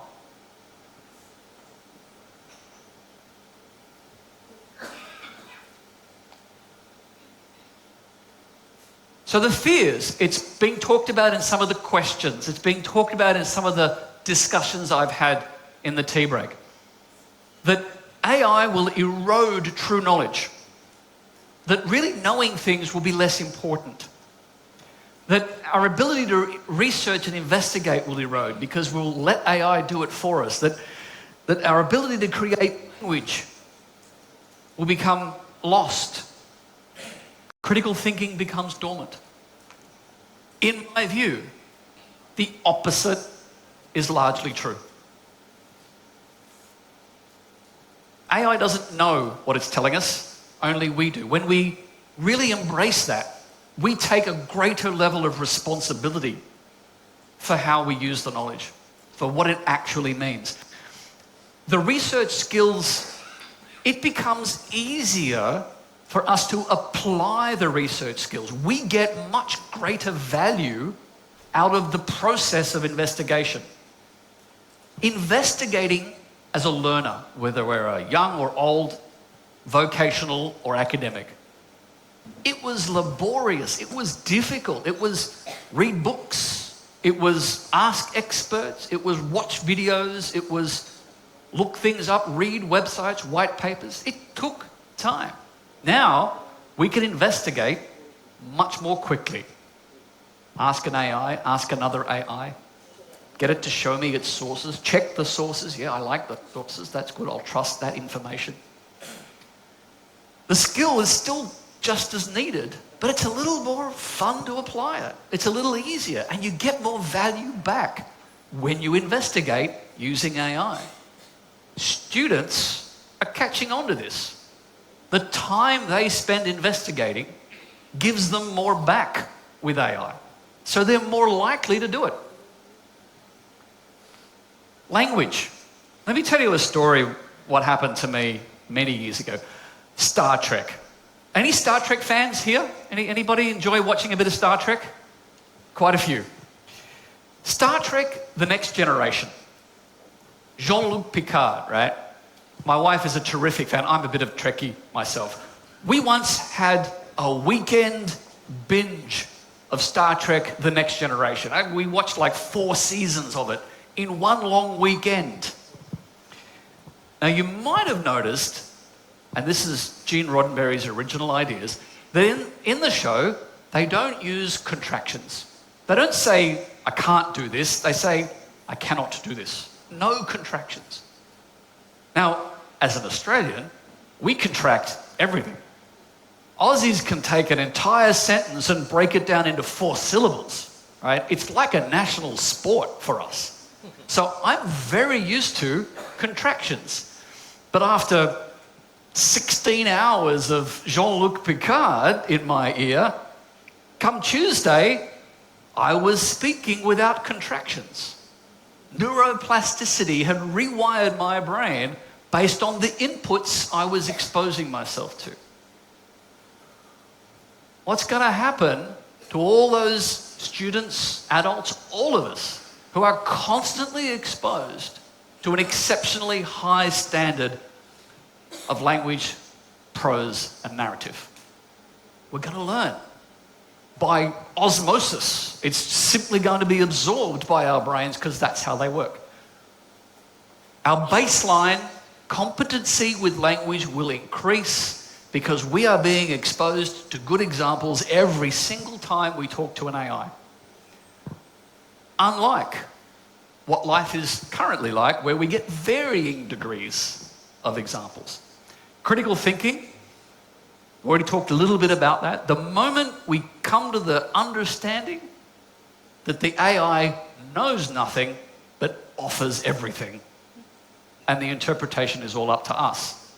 Critical thinking is our only defense against embarrassment. And kids fear little else other than embarrassment.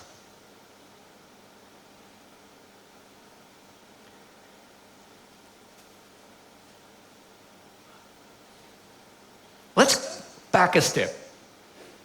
And let's talk about the challenge that I was referring to before, that we have with motivation. Getting our students to want to learn. Now, psychologically, we go back to, why does any human being want to learn anything at all? What's the fundamental motivation?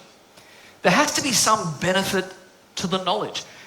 This is a challenge. When we were kids at school, we were given, there was an unwritten contract that said, if you learn all these things in school, you'll get a better job. That was the promise. And we believed it. We accepted it. And back then, it was largely true. It's less true today. We know that students can graduate, university degrees, college diplomas, no guarantee of a job. Not anymore. No guarantee of a job in what they've trained for. No guarantee of any job necessarily. It's not the promise it used to be. More than all of the knowledge that when we were kids, school was the only place to get it. You could read a book, you could go to the library, but today, well, there's e-books, there's the internet, there's YouTube, and now there's AI. There's so many sources to get that one little nugget of information, that one question you have. Our industry is built on a just-in-case knowledge paradigm. The workplace has become a hyper-powered, just-in-time educational paradigm. And there's a mismatch that we are all struggling with. So there has to be a benefit of knowing. And our students today are really only interested in what they need to know right now. And this is the key point. When they can see a connection to using the knowledge, I'm going to be able to use this information. I will invest in a piece of knowledge that I can see how I'm going to use it. How do they use it? They use it to improve the situation somehow. And how do we improve our situation? Decision making. It all ties back to the most powerful thing that we humans can do, and that is make good decisions. It is, in my view, the single most important skill that any human can have in their lifetime. You make good decisions, that's what's going to get you the better job. That's what's going to give you the happier life. Better decision making. There is a role for all of the vast knowledge that gets imparted during school life. There is a role for that. The foundations, the fundamental, the basic concepts that are scaffolding and building blocks that allow other things to make sense. There's a role for that. But there's also a role for the, I just need this information. I need to know how to do this thing right now so I can solve this problem. Decision making. Pondering. In the moment. So decisions are one of the purest motivations for us to learn anything at all. It's just as true for students. And this paradigm of bringing in a just-in-time, make this decision, get an answer, and offering that to students is a bit of an antidote to their question of, why am I learning all this other stuff? So we're giving them both when we acknowledge the need for decision making and the need for the in-the-moment piece of knowledge that for them, when they're not sitting in our classroom, when they're somewhere else, AI is going to be a tool that they will turn to. Now this image, this was created by me yesterday in about 2 minutes with 3 prompts. Let me give you a quick breakdown of how I did that. I went to ChatGPT, which includes the DALL-E image generator as part of the system. And I said, I want an image of a woman in professional attire who looks like she's trying to make a decision. And I got this. And I gave it a second prompt and I said, no, she looks thoughtful, but I don't see her struggling with indecision. I want to see more indecision, and I think she's got a bit too much makeup, so soften that a little bit. So then I got this. I thought, poor girl. I thought, now she looks worried and fretful. I thought, third prompt, I said, you've gone too far with the indecision and you've made it panic. So I said, soften the look. She looks a bit frazzled, right? So give her back her grace, and the tie, a bit too much formality. Oh, and she's still got a bit too much makeup. And then I got this, 2 minutes. Now, I stopped there, not because this was the perfect image, but because I only wanted to spend 2 minutes. And I got a good enough result out of it. It's the time saving that's the wonderful thing of it. So, what's the answer? It's already been discussed amongst the room here today. Critical thinking, in all ways. The hard part for us is helping students, it's always been helping students understand why they need critical thinking, why they need to think carefully about the answer. Sometimes they don't want to because they don't see a value in the knowledge they're being asked to remember and understand. Critical thinking with AI has simplified and sped up that process for it. It's a little easier to get them motivated to do that. Understanding that AI is just a word machine. It doesn't actually know anything. You can really, if you never bring critical thinking to AI, you will look silly at some point, probably sooner rather than later. Knowing the limitations of it and how to work around that, how to craft good responses, how to craft good prompts. This is the secret to success with AI. And we as educators, if we're using AI and we're familiar with all this and we're developing our workarounds, we can guide them. Because in all of the world, in all of society, there is no greater custodians of critical thinking than us. Who is going to teach these kids how to challenge an AI response? Not their parents. Not by the time they've got a boss, it's too late, assuming they get that job without AI skills. It's us. We are the best, and in some cases, only opportunity to help students understand the limitations and how to develop the critical thinking skills to work with AI and to not have AI work with them. A quick example of prompt engineering.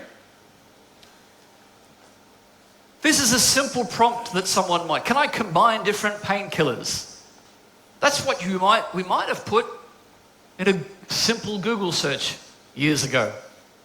Today, a more detailed engineered prompt might look a bit like this. Tell me about combining common painkillers for severe headaches, specifically aspirin and ibuprofen and paracetamol. Assume I have no allergies and take no other meds. Include adult dosage requirements and when I should see a doctor. Now, we are going to get a much more useful answer. This is one of the first and most fundamental skills that we all need to give and impart to others on how to use an AI tool. You've got to set the parameters. More than that, when you're working with big concepts, large topics, it helps to break it up. Remembering that AI is statistics and algorithms. If you give it 5,000 word document, it's going to average out its statistical analysis of that document. It might be good at summarizing it, but going into detail, we are much better off giving it a few hundred words at a time. You want to reword a section? Give it 500 words, work with it, talk to me. How can I improve this? How can I increase my flow? Put another paragraph in, another section, expand on it gradually, bit by bit. Allow it to bring its strengths, statistical analysis of word placement on small samples of text. You will get a higher quality result when you do it piece by piece. And then when you've done that piece by piece for the entire, let's say it's a 2,000 word document, then you can ask it to do structural changes or resequencing of these ideas, because in that thread, in that chat thread that you've created as you've gone through all of this, it's now able to resequence all of it and take it all into account. It's able to do the macro assessment. But we don't upload the whole 2,000 words and then ask it to do a micro assessment. The math is not going to be easy. And that's all it's got, is math. You give that to a human and say, read this 2,000 words. Now, page 2, paragraph 4, can we investigate that? Human can do that. The human brain can do that. AI can do that, but not as well as if we broke it up. Let's look a bit about usage. I'm going to start with the workplace, but I'm going to start with this alarming set of statistics. 31,000 knowledge workers were surveyed as part of this in 31 different countries. And one of the questions they would ask is, would you employ someone who doesn't have AI skills? On average, 2/3 said no. That goes back to what I was saying before. Who's going to give them those skills? Other than us, right? There is no plan B. They're going to fumble their way through. They're going to learn. Maybe they'll learn through trial and error. Maybe they'll learn the painful way. Maybe they'll make a... There was a news article, some of you might have seen it, about lawyers in a court case who relied on ChatGPT to put up case history. It was fabricated stuff. It wasn't all accurate and real. They got thrown out of court. And they ended up in the news. They learned their lesson, I'm pretty sure. We don't want our students to learn that way. But this is what they face. A world that will reject them if they don't have AI skills, or if they don't claim they have AI skills. If they go in and say, oh yeah, I know all about AI, I've used it to pass all my exams. Is that really going to serve them in the workplace? What's it used for in the workplace? In business has always had a challenge with all the knowledge that lives inside people's heads, or that lives on documents. Our schools have this as well. There's corporate knowledge hidden away in filing cabinets, in folders, in computer drives. AI can analyze all that and make it available. It can allow people to collaborate. An AI that is aware of what's going on, looking at everyone's email, looking at everyone's documents. A worker can say to that AI, is anyone else in the company doing something like this? Who do I ask for help on this thing?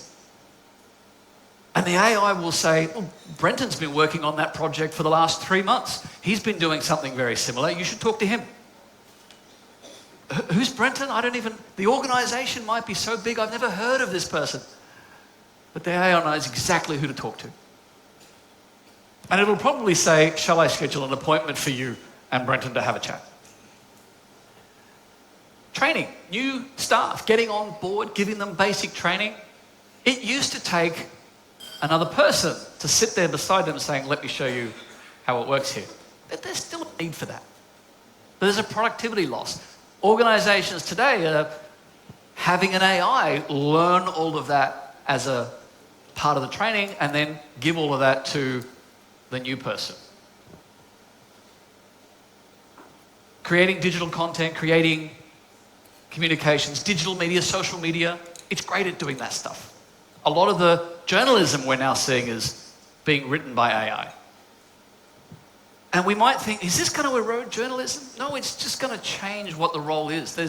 The average journalist becomes the average editor of stuff that's written by an AI, but the journalist still puts their name on it. So they're still responsible for it.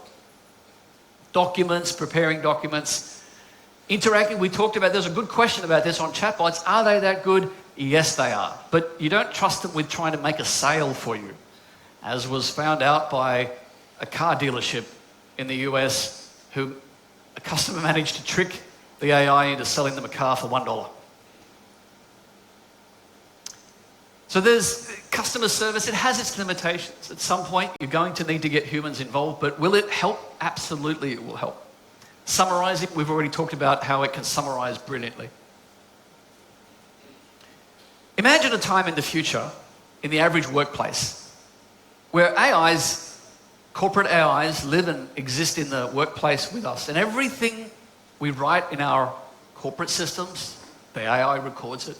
Every phone call we have, conversations we have with colleagues in the workplace, it'll record it all.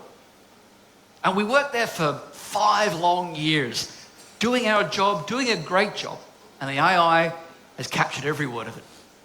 And then we leave. We go and get another job.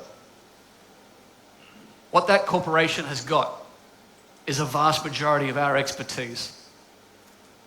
Our replacement can come in and literally be taught how to do our job as well as we did, depending on the job.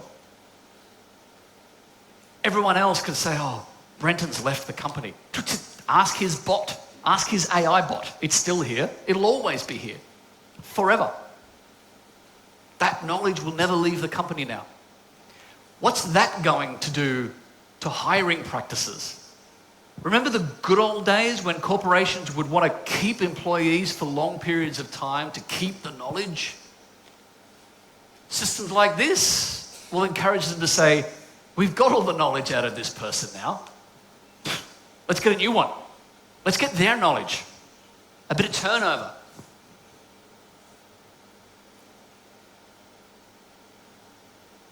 What are students using it for? Here's a heartening statistic. Right? Up here, curiosity, trying it out, helping with homework. 36% helping with homework. Solve a problem, find out something, play around. All of the top big numbers are learning tasks. Students wanting to learn from this thing.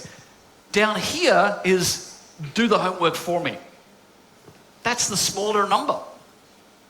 This speaks to the inherent desire that students and kids still have to want to learn, to want to grow, to want to become more knowledgeable, more capable, to want to be less often embarrassed with ignorance. This is something we can tap into. Because, as I mentioned a moment ago, we're making it easier for them than it's ever been.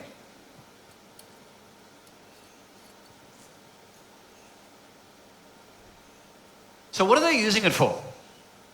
What we've just done, research, they're using it to do more advanced, more effective research than what you get out of a simple search engine. They're using it for one-to-one tutoring, having a conversation. This is why I mentioned before that the tutoring industry is up for more upheaval than ours. Because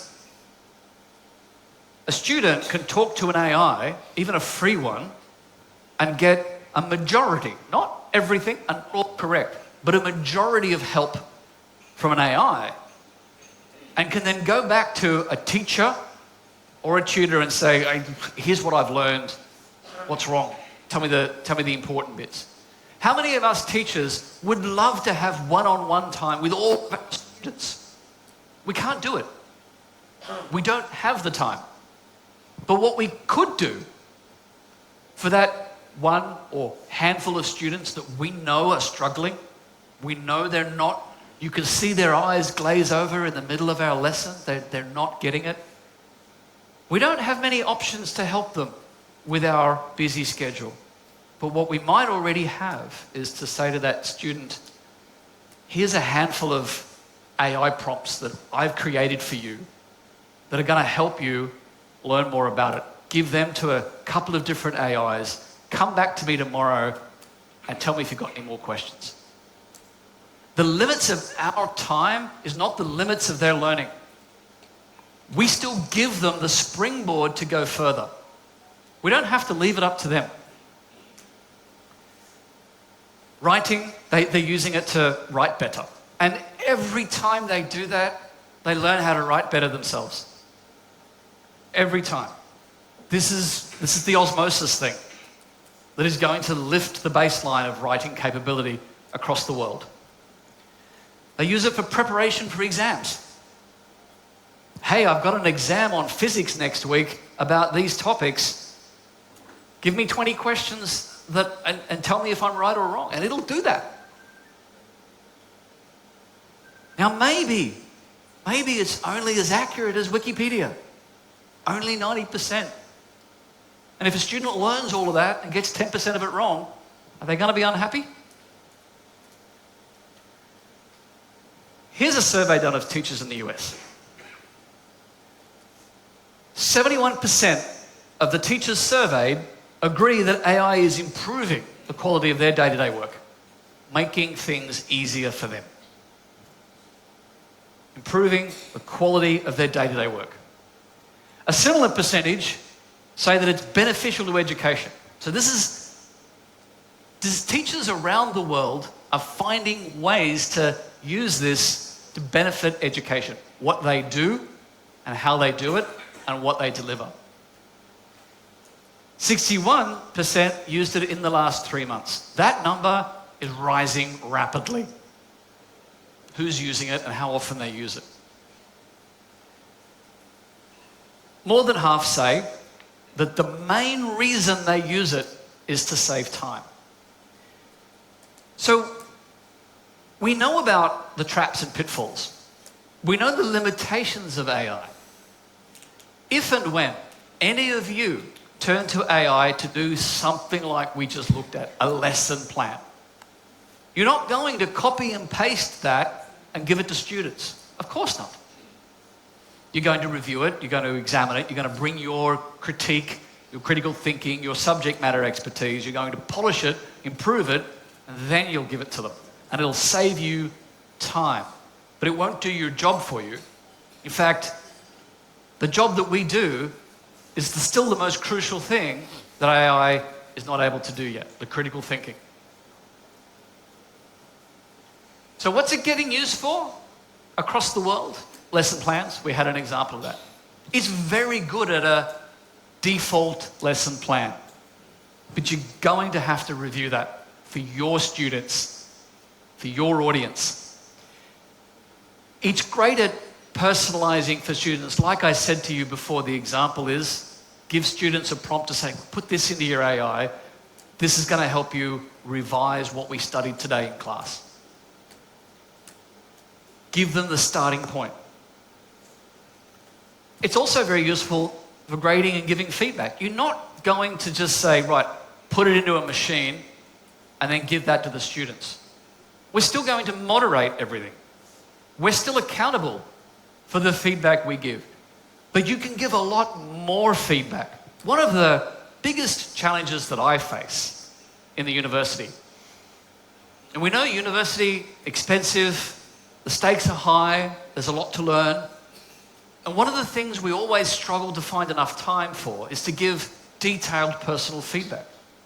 A student will submit a 4,000 word document for an assessment. They need to get a lot of feedback for their learning journey. A lot of time gets spent on that. Now, I as a marker, when I mark for my students, I'm still going to review everything. I'm going to look at every word, I'm going to keep my points, and but I could be using systems and tools that will elaborate on the points that I've made. And then I review it. I can double, triple the amount of useful feedback I give in the same hour that I spend marking for that student, as long as I review every bit of it.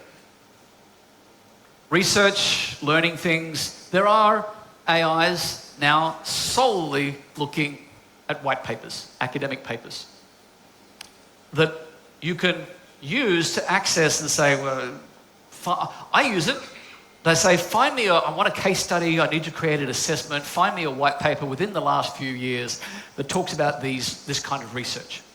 And it will come back and it'll give me a list of white papers, and I will look at the white papers. Before, I used to have to just put a search line in Elsevier or one of the publishing houses for white papers, then I have to read every single one of them or just read the abstracts. That process takes me a fifth of the time that it used to. I still get the white paper. Tutoring, chatbots, we've talked about this one already. Disability support. Not every learner learns at the same pace. We've known that for years. We struggle with that. This isn't a silver bullet for this, but it's another tool that we can use to help students that have different ways of learning. Students that struggle with verbose, detailed word count, ask ChatGPT to give you a picture. Show me this in a diagram. Illustrate this for me. You might take more than 2 minutes to do that one, but it's probably worth it. Personal development for us. Have a question? Ask an AI. Want to learn something? We can ask, yes, there's going to be potential mistakes. If it really matters because we need to teach someone else, we may find additional sources. But if we're just curious about something or want to know or expand our knowledge, we can ask the AI. One of my favorites, tech support. I can't remember the last time I called tech support.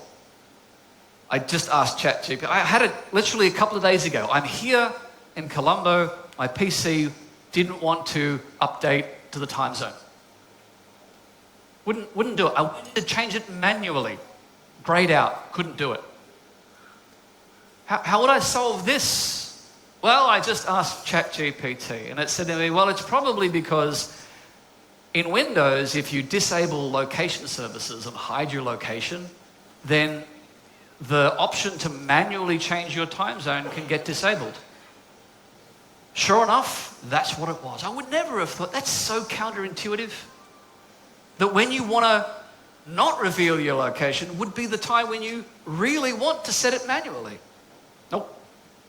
I fixed it, but I got given the advice in 30 seconds by asking Chat. You got a question on how to use a piece of technology in the classroom? If we don't know, we're kind of stuck asking the kids, right?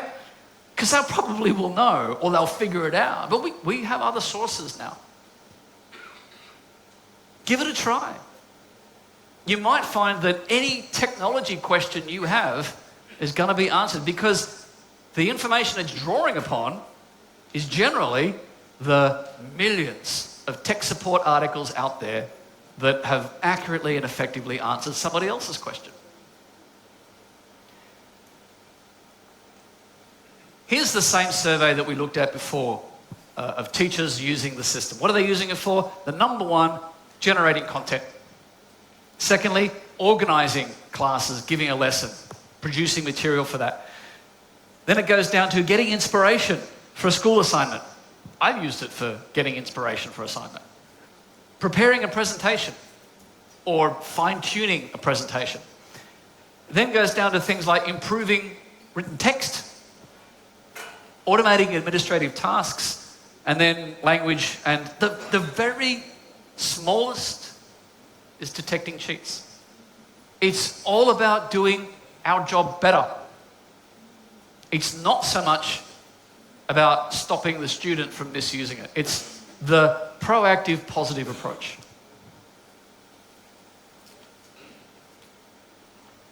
So there's a lot of things that we could use AI for. There's a lot of things that the students could use AI for. But the key question for us is, what are we going to do? Not just to be able to become better teachers, but to help our students be ready for a world that will be absolutely unforgiving on the ones that cannot keep up with AI. This is beyond the question of, can you type? Beyond the question of, do you have Microsoft Office skills? That used to be a gatekeeper to getting a job. Now it's AI. Can you use it effectively? It's the ultimate test of getting into the modern workplace that is rapidly changing and evolving before our eyes. It's always been challenging for our industry to keep up with that. That whole equation of just in case versus just in time. But for the first time ever, the very thing that is making our lives and our work and our challenges harder is also the answer. It's also going to make it easier. For the first time, the same tool is a tool for us and not just a mountain for us to climb. But we have to know how to use it. We have to practice that. And we have to be the experts in the room on AI, more so than the kids.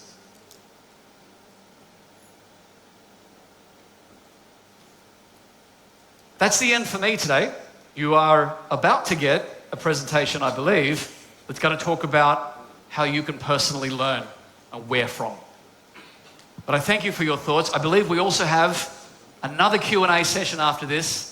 So if you've got new questions popping up, please continue to hang on to them or put them in the questions box, and we'll do our best to get to them at the end.